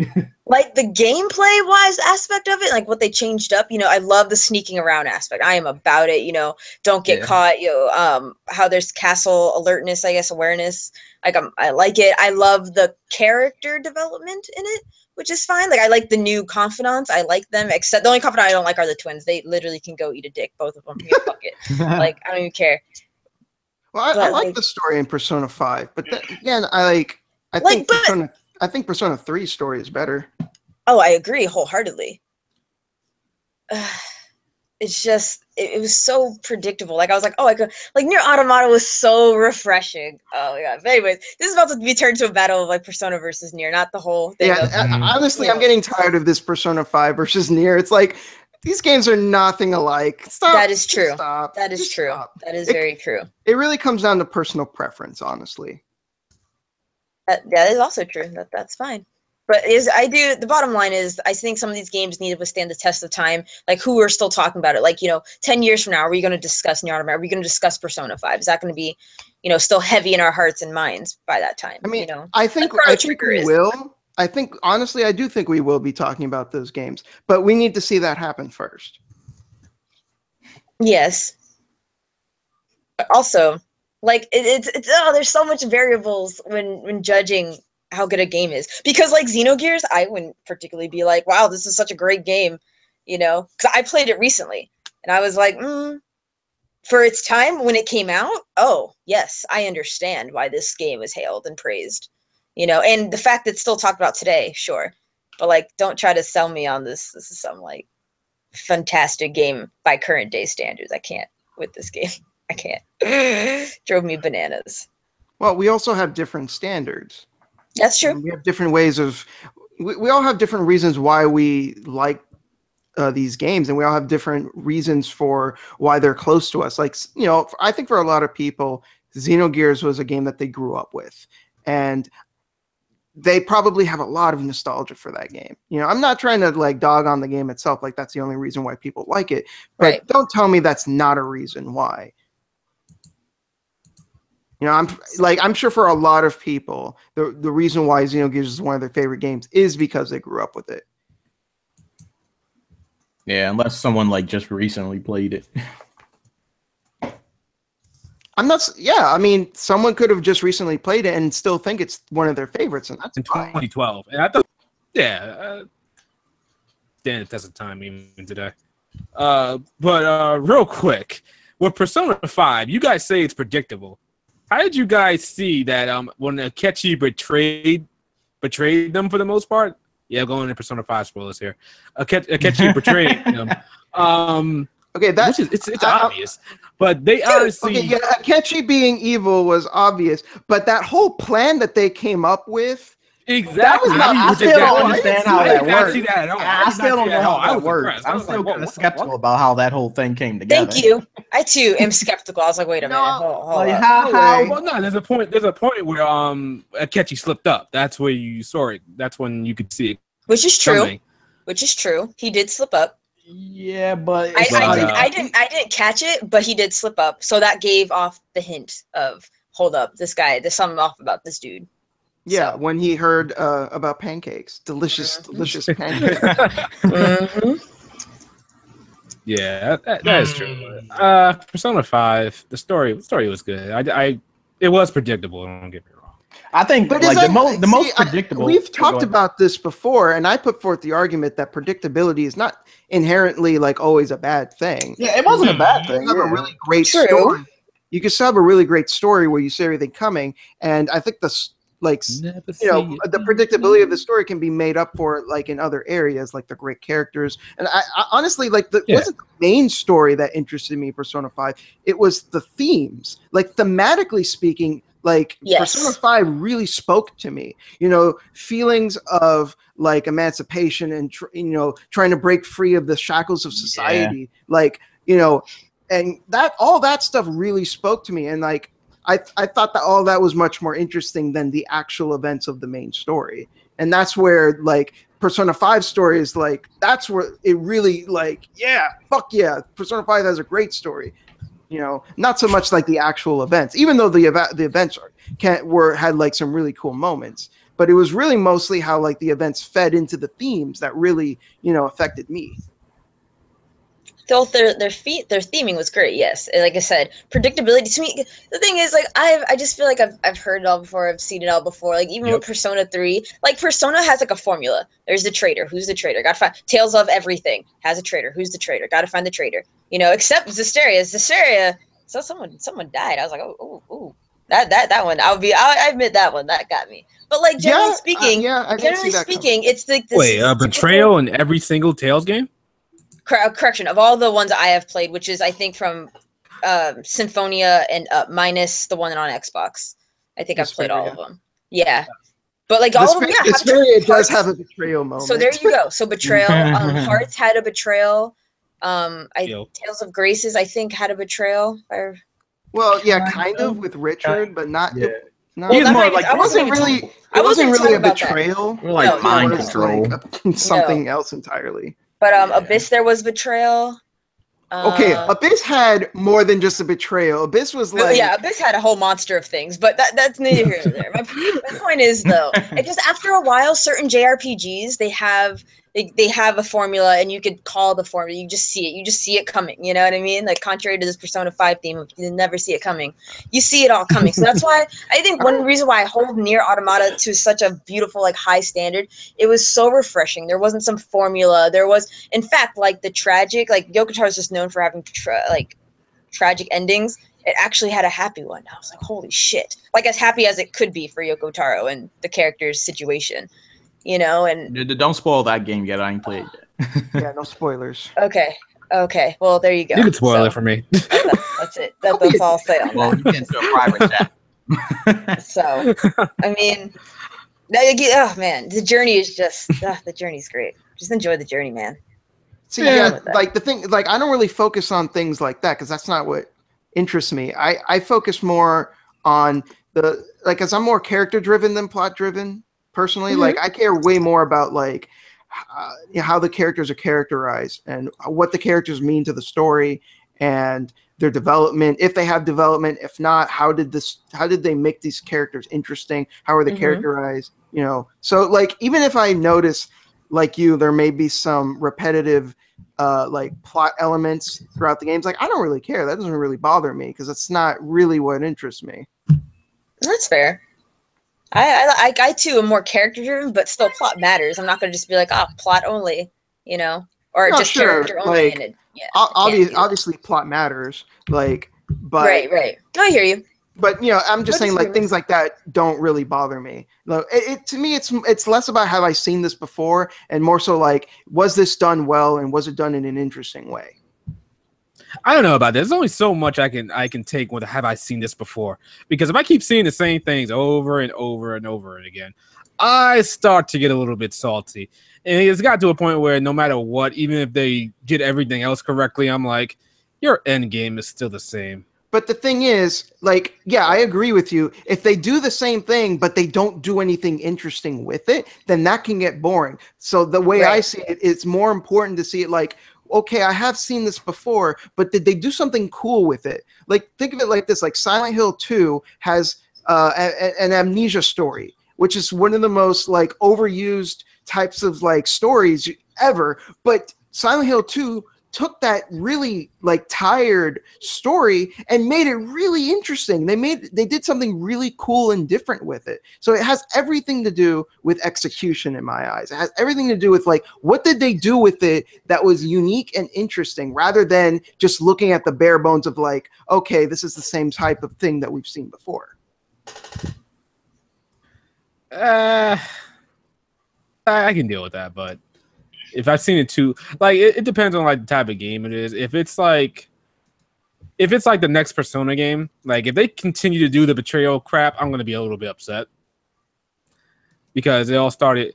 Well, but again, like, what if they did something really cool with the betrayal thing? Over and done with. You gotta go do something different at this point. I don't care if you make it interesting. You're still doing the same thing. It's still underlying a betrayal. And you're just sticking to what's safe at this point. Not necessarily. I mean, they could turn the concept on its head. They could do something completely different with it in a way that just makes you go like, holy shit, that was amazing. Like, that's the thing. I don't like putting things in boxes like that. You got to let the artists like express themselves in different ways, and not just look at the bare bones and just be like, I've seen this before. Well, no, what if they just do something that's like so fucking crazy with it, and you're just like, whoa, it doesn't matter if this is the betrayal thing again. This is so unique. This is so different. I feel like that's a cop-out. Suppose they do something like... I don't agree. Serious? I don't see how it's that's like a cop-out right there. How is that a cop-out? You could do something else. If Persona 6 comes in with the betrayal theme, I'm going to be like, eh. Suppose to do a flip-flop betrayal where there's a guy on your party that's, of course, going to be the betrayer, but you're fighting the final boss, and it flip-flops. He's actually the one. He's actually the guy that's supposed to be helping you. That'd be something kind of. I mean, like if they did it in a way like the main character is the one that betrayed you, then okay, I can deal with that. You just came up with something that would have turned the concept. You just proved Shintai's point, fam. Prove my point. Thank you. You did. Like, I was low-key team Shintai, and then you just put the nail in the coffin. I was like, there it is. There it is. And then oh man, you know they're gonna get on your Twitter. Trap card. Here's trap card. Zodiac. You know what I mean? And then, someone else actually had a really cool comment here. So I don't know if you guys have played Lost Betrayal. Oh, we have Backlog Gamer. He was saying, have you guys played Lost Dimension? Sorry. Lost Dimension, anyone? Dimension. Yeah, it's an Atlus game. No, I always wanted to play that one, but I didn't. Okay, so it's a very low-key game. I personally really enjoyed it, but the whole aspect is it's like a 3D strategy game, I guess, like what is it called, Valkyria Chronicles, I guess. And but you go through, and the whole point is at the end of like every X amount of levels, you have quite a few traitors in your midst. Every few levels, you had to guess who the traitor was by having people in your team, and there's like this. Gosh, there's this whole like method of ways to find out, like, oh, this person acted funny on this mission, and there's graphs and stuff. You just have to look at. But the point is though, and at the end of the game, yes, like the point is, it's never the same. It's always randomized every playthrough. Okay. That being said, if you do not get all the traitors at the end of the game, they join the main villain in combat. So not only do you have like the main OP villain, but you have all your comrades, like all the people that you didn't fight with or that were amongst your ranks that were traitors, are fighting against you too. So, and it takes away from your party. So like you go in with 6 people. Let's say there's 2 people that you missed. Now you're fighting with 4 people. You know what I mean? Like the game like does you wrong like that. So, and I was like, that's actually a pretty cool spin-off on Betrayal. You know what I mean? So, just some food for thought. Mm-hmm. I know they did that. Thank you, Pelvic. I got you, fam. But so yeah, continue with whatever you're talking about. I'm done. I said my piece. Just like drop the mic, bam. Yep. Be Gucci, fam. But yeah, like I was saying before you guys think I just like killed myself there. Like even Persona does do like the protagonist is the betrayer. It's still underlying, still a betrayal. Like they can't do anything else different with this story, with this setup. By the 6th game. Have you played the previous Persona games? Like, do you know if there's a betrayal in all those games too? I haven't, so I don't know.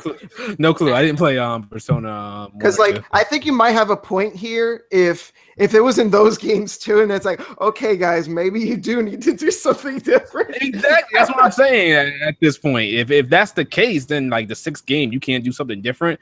Shintai had to throw you a lifeline just now. Just want you to know that. Shintai, the one that you're opposing, threw you a lifeline.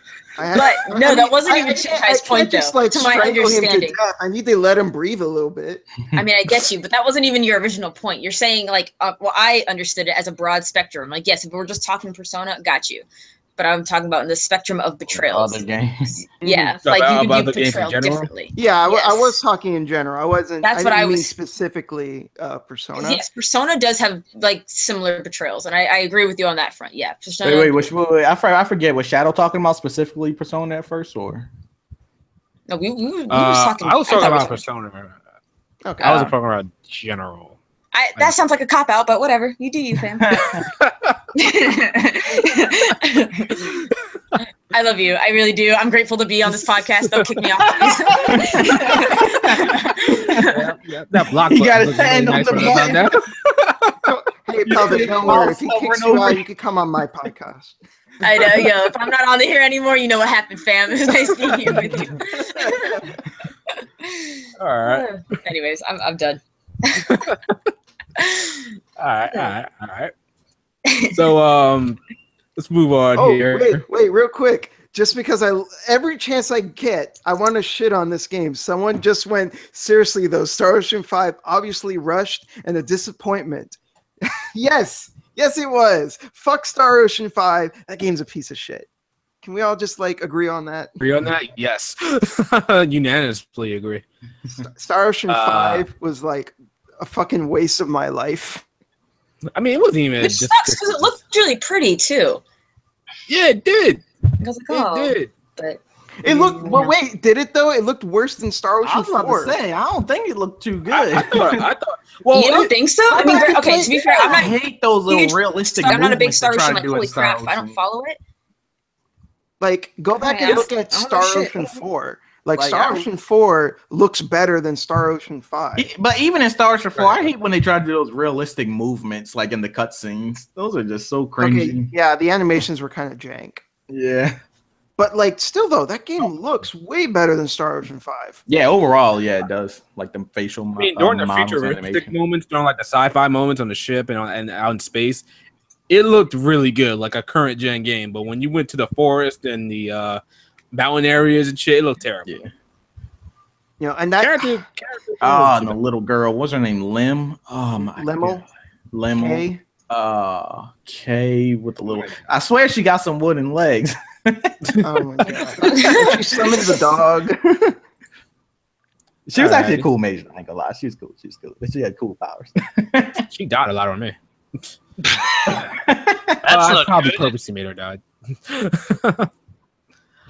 All right, so move on to another topic. We got the Super NES Classic coming out soon. Is anybody gonna get that? I'm gonna try. I'm not gonna try hard, but I'm gonna try. Nah, see, I'm waiting for a Nintendo 64 Mini. When that's announced, it's fucking on. Ooh, a GameCube Mini. Oh my God. I might just get the NES Mini just to flip it. How do you even do that? A GameCube Mini? Have you ever seen a GameCube? Hey, they can make it into a Rubik's Cube size. That is type 2. They could do that. It's not that hard, that big of a deal to do that. I don't know. I think, Um, I think my cuddle cube is still, Putting on my still keychain. fine. But yeah, the NES Classic. I might get it just so I can flip it. Like I said, for like $300 or something like that. Hey, I may do the same. Oh gosh. But I doubt I'll get my hands on it. I If don't they care. can I'm going to play it. but Game Boy. Has a solid library though. Has a solid It library. really does. So Also, Like, I never really owned a physical SNES, so maybe kind of cool to have. And me either. I actually never did that. I was always a Sega person, Genesis person. I would love a Dreamcast Mini too. ooh boy, Yeah, yeah, Dreamcast. Jet Set Radio. Oh, Well, I man, mean, have you seen a Dreamcast? They're already pretty small. hey, make them smaller. Smaller. And Yeah, man. N-Gage. Remember that phone? It kind of looked like a Dreamcast. The N-Gage. Oh, the N-Gage. Oh, man, I remember my that. Yeah, dad that's the so size of badly. the Dreamcast. It was terrible.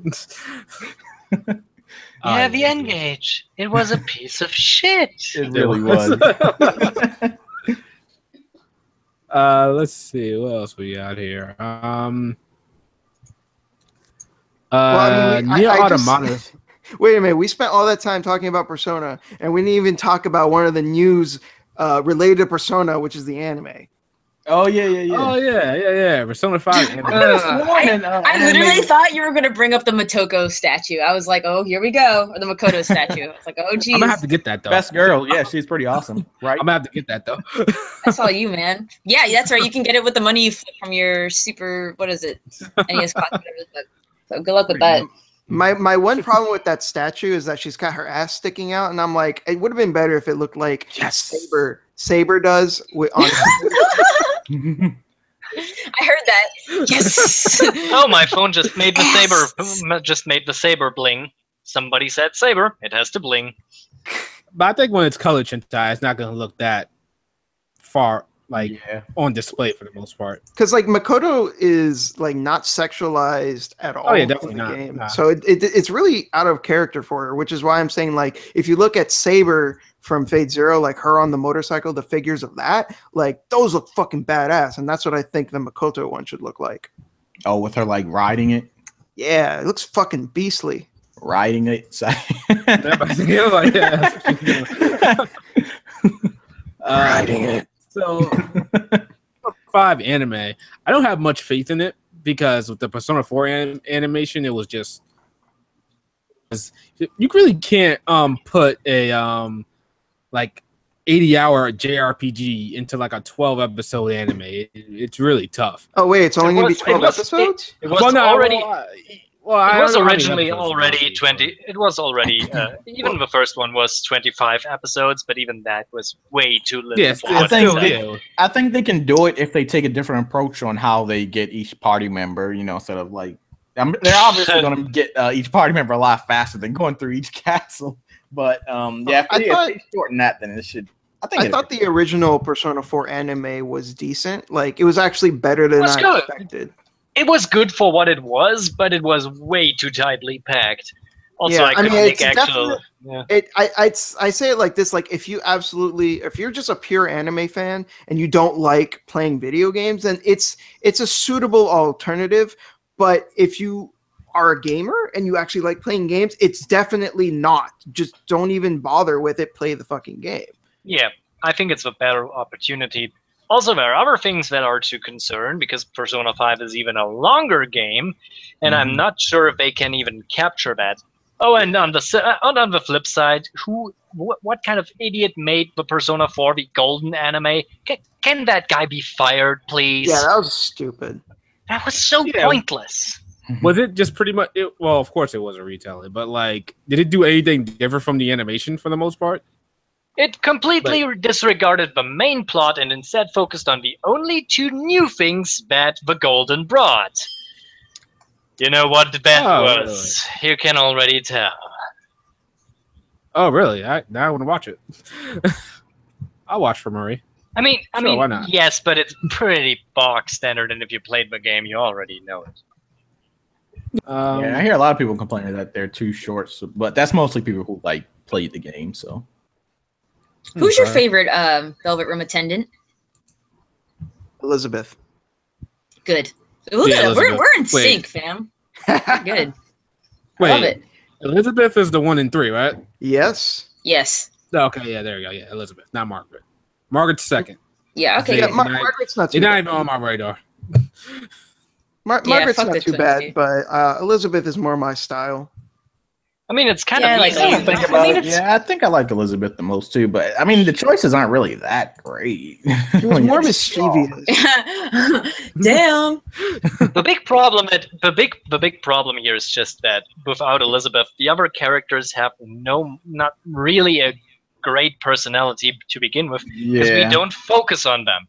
The twins technically have a lot more personality, but that is disregarded with the ending that makes that all obsolete. So, yeah, I see why you are all coming that, and I'm totally agreeing on that. But yeah, You know, for a long time, I thought Marie was talking me older when I was seeing the trailers in in Persona 5 because they look the same. Really?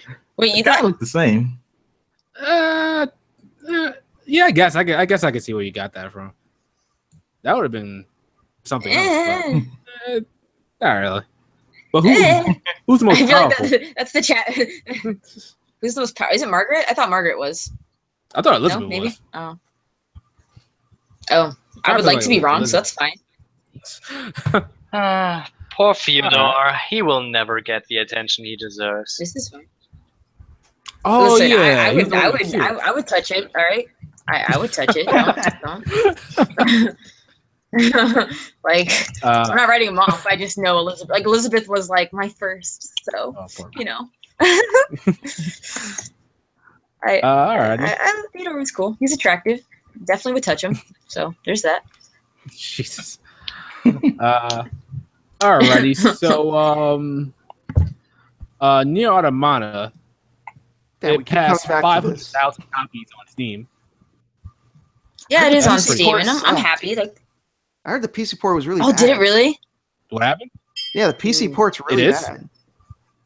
I thought they would have fixed it by now at least. Like when you try What was to the problem? Like if you try to play it full screen, it shrinks it to 4:3 for some reason. What the You know what? I'm not even surprised. It's Square Enix, right? Square Enix can never do a good PC port. They're terrible at PC ports. Oh god, the Which is fucking weird Final Fantasy. because Platinum Games PC ports are usually pretty good. Like I have the Metal Gear Rising port on Steam. That one's pretty good. Bayonetta. Yeah, but you have to understand. You have to understand. The Metal Gear Rising thing did not run so well for most people on PC for a while. There were bugs, glitches, and all the kind of stuff that could happen for a while. They had to patch it up. Yeah. You can even see some people in streams that and Let's Plays that the whole game broke for some moments. It's kind of weird. Well, to be fair, that was their first time. And I think after that, they've gotten a lot better. The Bayonetta one's really good. The Vanquish one is really good. Well, Vanquish I has played a just all problem those. at They're 60 all frames. really good. Yeah, well, they fixed that. All right, now I gotta go back and play it. I don't really have a problem with it. I got it at launch. So for you Nier guys, the Nier Automata developers, they want to make a new game, but this is only if they can assemble the dream team that they got from, I guess, Nier Automata. Would you guys want that, or would you? Yes. Why is that a question? I don't understand. Nah, would you take the same team or nothing? I'd be up for like Yoko Taro has to be directing it. That is a must for me. Everything else, sure, whatever. Let's YOLO. But you know, I think Yoko Taro has to be the director, and I would very much like Platinum to be the developer. Very, very, very much, because they did such an amazing job. I guess, you know, now that I think about it, the more I was about to say, and the musicians have to be the same. Like, I'm just going through everything. Exactly. That's exactly what we're talking about. I'm like, oh shit. Yeah, no, like as I go through and like break down, you know, what it takes to make a game, I'm like, actually, yeah, I would like the dream team. Now, if the dream team isn't all like Yoko Taro is a hands down though. He's the most important. He's the foundation, and everything else is kind of like icing on the cake. Right, and he has to be the head. Like, if they can't get Platinum Games, it would break my heart. But I would not play the next Nier installment. It's just ridiculous, you know. Okay. So let's say they can't get Platinum Games. Who else do you think would be worthy? Oh my god, I don't even know, dude. Oh god. Yeah, For exactly. action games? No, that's Exactly. me. I'm trying to think too. Just not Cavi, not Cavi. Is that what they used last time? Oh yeah, it was Cavia. I would. Yeah, not well. Cavia's technically dead. Well then, I don't know. I'm trying to think like what are other playstyles that I really enjoy. Bayonetta. Oh yeah, that's Platinum Games. You know, like. I'm reluctant to say Team Ninja, but Well, I don't know. Team is Now not with too bad. Neo, and Neo's fucking great. I mean, it would be an they kinda interesting hit or miss idea. sometimes. I would say Hideaki Itsuno and his team. He's the guy that made Devil May Cry 3 and 4. Oh, really? Oh, I- okay. I think him and his team, I think they could make a really good game with Yoko Okay, yeah, Taro. I'm down with that too. For some reason, I thought Platinum did all those too. I thought No. Oh, okay. I don't know shit. That's fine. my fucking boy, Hideaki Itsuno made Devil May Cry 3. In my books, the greatest action game. Oh of all yeah, time. I think I got the little DVD of that. Like, didn't he say he took inspiration from like the Matrix and stuff? I wouldn't be surprised. Yeah, I think he said that. One day he gets the chance to finally finish. Imagine him making a Devil May Cry Matrix game. Oh man, I would play it. Yeah. same. Actually, what about fucking the people behind Vanquish? They would make a good Matrix game. Just Ooh. Well, that's also Isn't Platinum. that Platinum Games? Damn. That's Damn. Wow, shut it down. So the point is Platinum Game needs to make the next Nier. Like that's okay, the yeah, but conclusion. now we're talking about the Matrix, so whatever. Oh my god. Sorry to go off track, but you carry on. But what if Yoko Taro couldn't direct the next? No. You understand? My They wouldn't even expectations do would that. drop significantly. Like I wouldn't even look significantly. at it. No, I would play it. I would be Yeah. like, you know what? I'm going to play it. I Look need what to happened just. with Drakengard 2. I know. Oh yeah, I heard about that, dude. I heard about. Oh, yeah, I haven't. Koei I Tecmo beat was it good. several times. Yeah, I heard about. Drakengard 2 is basically let's take everything that made the first Drakengard weird and interesting and just like strip it away. What do you have? A nothing game. You have a nothing game. Really that bad, huh? Because again, I didn't play it. I just looked at cutscenes and shit. The game. Is it not the one where the sister dies and like someone like one of the endings is like he tries to revive her and she comes back as like a demon thing? That's the first game. Ah, okay. Carry on. Then, Dragon never mind. Rancher. I think I did play that game like a long time ago. I love the dragon. So stuff. Drakengard 1 was the yeah. I heard Drakengard 2 was definitely the black sheep as it wasn't directed by His Holiness Yoko Taro. Funny enough, that was the first one I Drakengard 2 played a lot better. Like it was more fun to play. But yeah, I love I the mean- dragon combat in that one. yeah, but Okay, like, but what, its story was just kind of Yeah, I don't even remember what happened. Oh man. okay, but real talk though, what is so great about Yoko Taro though? He's unique. Where do He's I even start? interesting. He's a director that takes games in directions that other people don't. Yes. Let me give you an example. Like the first Drakengard, his concept for that game was he wanted to create a believable justification for characters to kill so many people, Dynasty Warrior style. And his idea was to make it so that all the characters were insane in different ways to try and justify their actions. And then that thought process evolved in the first Nier game when he realized that another way to justify mass killings is if society justified it for you.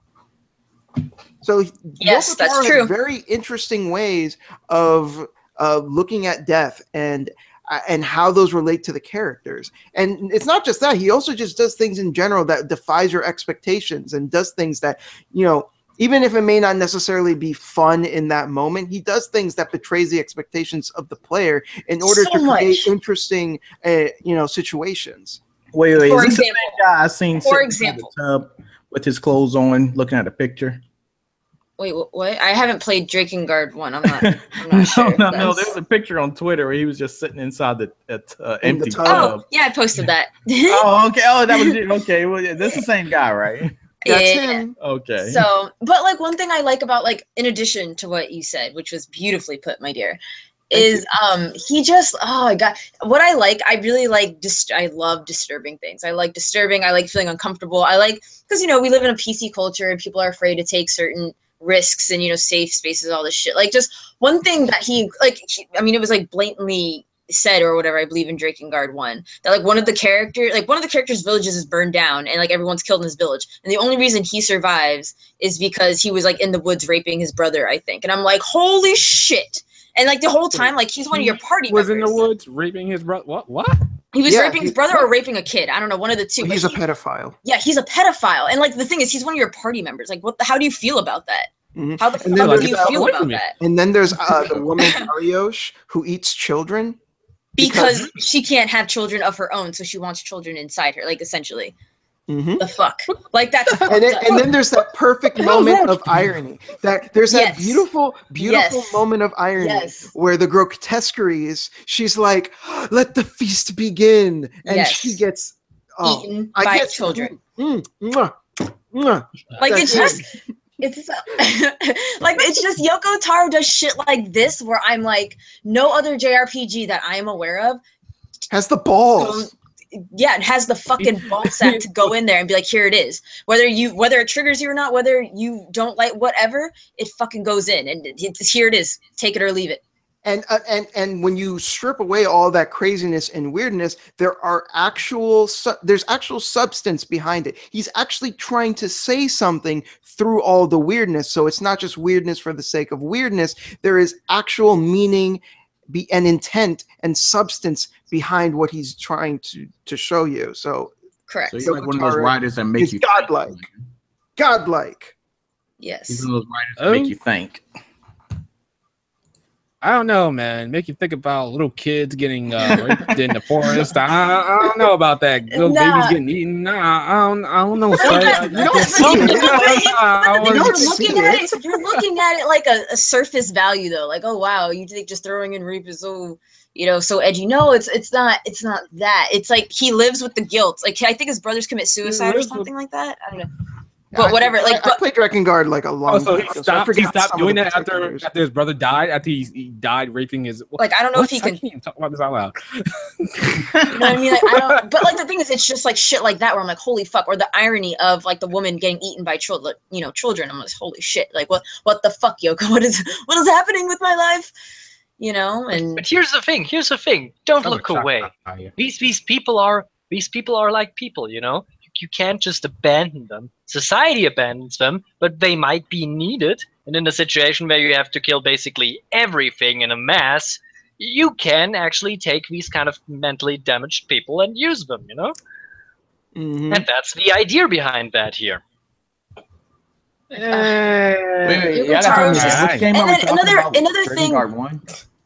Like, another reason why I really enjoy Yoko Taro as a storyteller, especially in Nier Automata, there are certain, I don't know if you've done, one thing he did in Nier Automata that I love is side quests. He did side quests appropriately. You know how there's, like, in the first Nier, a big problem, at least for me, was side quests are very pointless and bland. Just like, kill 5 of this, collect 5 of this item, like generic, there was only a few that was good. There was a significant that were just like, oh, find my dog. Oh, my dog's dead. Oh, here, let me bring this memory of his dog back to him. Like, it was just very bland quest. No. That quest is actually really good. Hold on, let me explain real quick, because that quest actually feeds into the theme of the game of just accepting things at face value. Because the thing is, that quest is one of the earlier quests in the game, and it actually implants in this idea under the player that the shades are pure evil. And then you learn later on the true nature of the shades, which completely throws that idea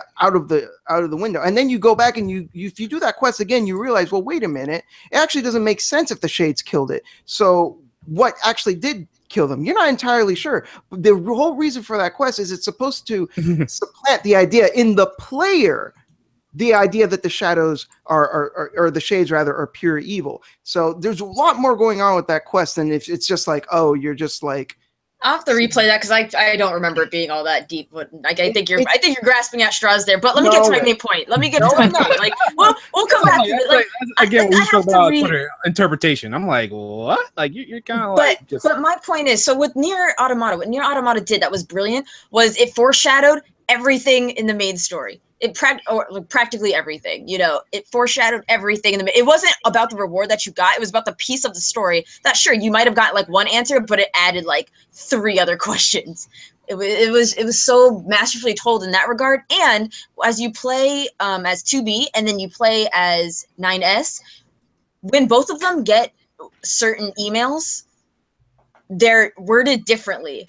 That it's very important to take note of certain wording. I don't know how far you're in the game or what side quest you have done, so I don't want to say my specific example I have in mind. But it's subtle things like that Yoko Taro does in his storytelling that makes it magnifique. So I kind of messed up with the side quests on Nier Automata. I didn't do really much, so I think I'm low leveled, and I have no way to equip a lot more chips. Dude, so did you max out your chip? Did you max out your chip range? No. Oh, well, that's your first barely, problem. Oh my god! For the most part. That's your first one, and then the second thing is like, dude, equip those like EXP chips, man. That's what I did. I think I'm level like 92. I don't know. All right, Pelvic, hold on. Yeah. I actually made a video a few years back about that fucking quest. I just sent you a link to it on Twitter. So just watch it after we're done with the podcast. Just give it a watch and then tell me I'm full of shit. I'm going to watch HBO. I'm going to watch some Game of Thrones. I'm going to watch Rick and Morty, and then I will watch your thing. All right. Whenever you have the time. You're not on the third list. Like, I'm going to need you to back up for a second. You don't need to watch it right away. The point is just, whenever you have the fucking time. Yeah, I hear you. Shintai is like, I'm ready to go in right now. I know, right? But my point is, though, that's what makes Yoko Taro masterful at storytelling. So I feel like we provided several good examples. So do what you will with that. Sounds like he's just a deep guy. Yeah. All right, so we're coming up on the end of the podcast right now. We're gonna answer some questions.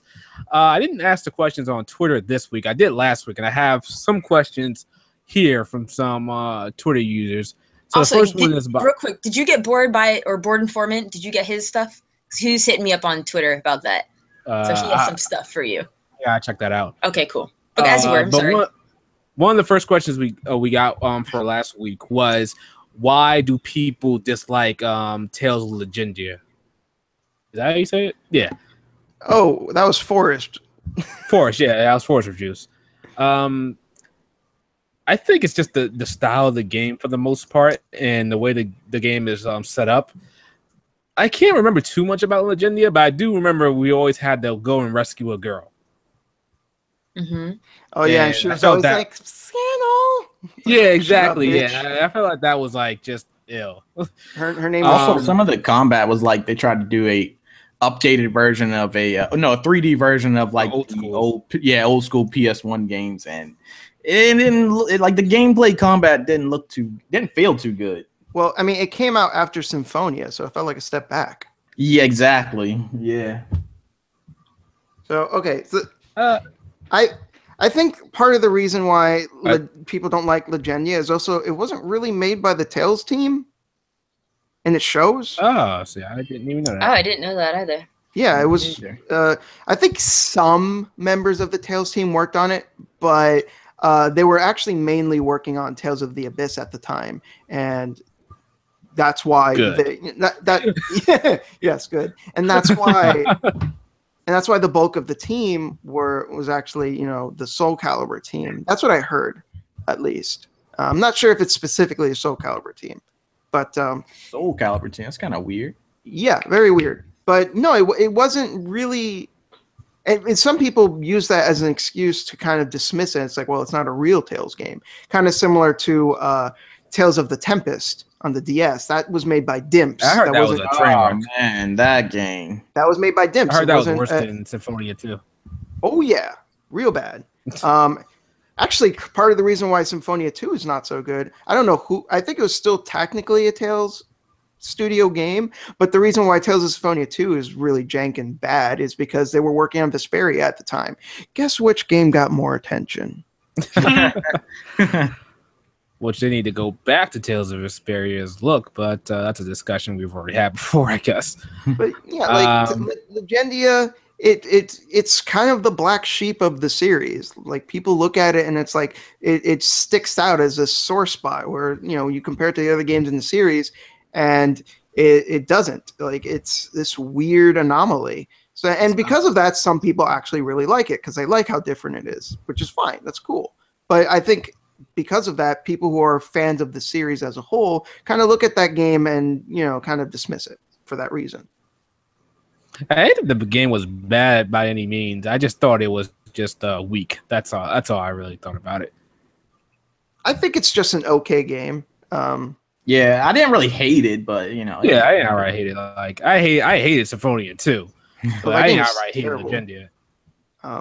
Tales of games I hate: Tales of Hearts, Symphonia 2. I couldn't even play that. Yeah, that's about it. It just looked so ugly. Yeah, I mean, it looked worse than a budget title. Well, I'm talking about the Vita one, the Vita version. Well, here's the thing, though: the Vita version of Hearts R not made by the Tales studio either. Oh yeah, I could definitely see that. I could definitely see that. It's like a 3D remake of the original version, which was a DS game, and it was 2D. It was a fucking 2D game. And really? It looks so much better. It looks so much better. Because the whole point of Tales of Hearts is that it's supposed to be a throwback. It's supposed to be like a nostalgic game that reminisces on the roots of the series. So making it 3D actually actively goes against the whole point of the game. Yeah, because they were trying to do in terms of battle style, they still had the little 2D playing side scrolling type of battle style like the old ones, but kind of an updated graphics, and I think it really worked for that type of game. Okay, yeah, unfortunately, we never got that one for those characters. I really I love I think a fan translation is being worked on for the DS version. Oh, it is. Still? Yeah, it's being worked on. I think they put it on hold. I think they put it on hold after a while when the Vita version came out, so that would it wouldn't conflict. But I think they're still technically working on it, and they still plan. Are they still working on the Tales of which one was it with the guy with the sword and the white hair? Are they still working on translation for that one? The Rebirth. Rebirth. One Rebirth. It's been in development hell for a while now, or rather, translation hell. Yeah, because I tried playing a game with game facts open and reading them side by side. Yeah, I could. That's always working. Yeah, it wasn't. I couldn't keep doing that. Okay, let's move on to the next question, please, because we will get stuck at Tales of again. Yeah. I saw one question in the chat. What was the worst RPG party member? Ooh. Limb. Ooh.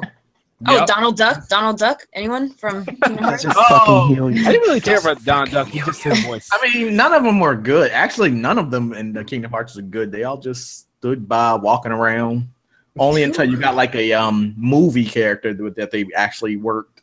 Let's see. What other characters? Oh, you know who fucking sucked? I think Yukari also sucks from Persona 3 because she couldn't hit anything with her fucking bow and arrow. That's I think she sucks. She sucks. You're not even wrong. You're not even wrong. I'm trying to think. That was a good question. Who asked that question? I forgot who in the chat asked that question. Good question. Let's answer this question next time, when we are prepared for it. Oh, I thought I was naming some good ones. Like, damn. Oh, yeah, that's good. But come on, we can improve. We can improve on that, Oh, all right, well, this is kind of like shooting fish in a barrel, but every single character in Phantasy Star Universe, because that game is terrible. I was trying to play that game. It was bad. I tried. I thought it looked so cool with their combos, and then I beat that game. I actually beat that game from start to finish. Trust me when I say that game is complete shit. Complete shit. I tried to play that game. I was like, I can't do it. Online game kind of borrow from that, like in terms of the one that everybody wants. The combat doesn't work. The fundamental combat doesn't work because you have like regular combos and you have your special attacks, but there's absolutely no reason to do your normal attacks. Your combat system is completely fucked if there's literally no reason to do your normal attacks. Because why bother when you could just use your special attacks over and over again, which get stronger the more you use them, and it's super cheap just to buy the item that refills your magic meter or whatever it is. So it is shit. And the writing is some of the worst voice acting, some of the worst dialogue I've ever heard in a game. Oh my god. Oh, Kamari. I voice acting back in the day. And the main character, did he look plain as like butt? Yeah, Kamari from Final Fantasy X. I thought he was useless because he kept dying all the fucking time. I tried so hard to like. Kamari was my dude. Wow. Well, you need to get some new dudes, fam, because he sucks. Well, nah, he was my dude. He I set this guy up with everything good, and he was like the most versatile. Nah, I tried, and he failed me. He just died all. Mario has a cool design, but unfortunately, as far as the story goes, he's kind of pointless. Like you could take Kimari out of the game entirely, and nothing would have been needed to be rewritten in the story. Well, there you go. But I was talking about I was just trying to answer the question. The question was terrible sidekicks, right? Terrible sidekicks, terrible side character, whatever. Well, I mean, that's pretty fucking bad if your character offers nothing of substance in the story. So I mean, his I was story thinking gameplay, but his story is literally just. No. Oh, you said literally. I thought you said his story was lit. I was like, I'm sorry. No. Well, I kind of like when he had the whole Ronso thing. He was on my gag set. So here's the thing. His story, Kimari's story can be literally told as this: Kimari is a Ronso. The Ronso don't like him. That's what. Yep. That's the story. Wondrous. All right. So next question. We next question. I'm done with this. I'm done with you Kimari asses. Go ahead. Let's see. We got another question from Twitter from last week. Do you guys think Atlus is the new SquareSoft? Ooh. I guess not Square Enix, but SquareSoft. No, I think they are the old Atlus, and that's way better in my opinion. Yeah. I mean, Atlus does do great shit. They localize great games. They make great games. But they're not like Square. Square started to produce very much every kind of game way too fast, way too many of them. They're just going slow on the consideration part. They know how this business works. They can't do the shit like Square did, even back in the day. So I think they're still going to be more or less themselves, and that's way better than being Square, in my opinion.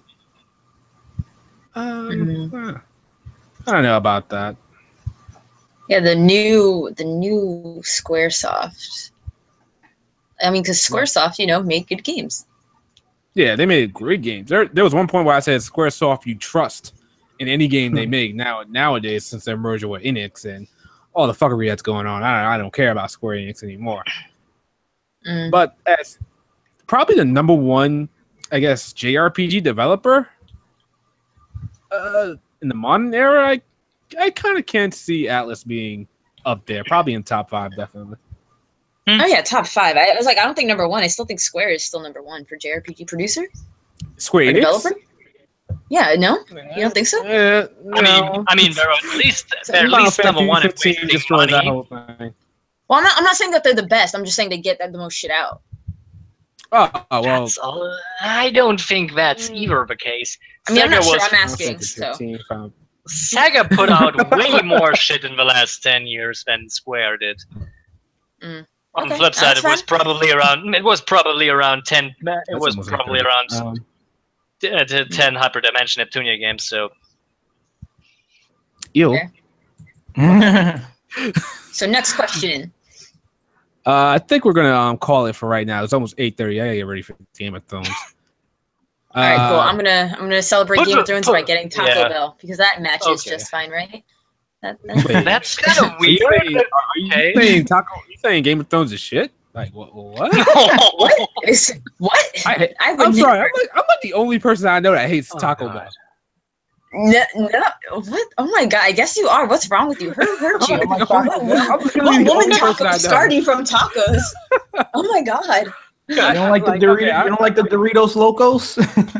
You know what? I don't think I eat there enough. Like I hate Burger King, but I hate Taco Bell more.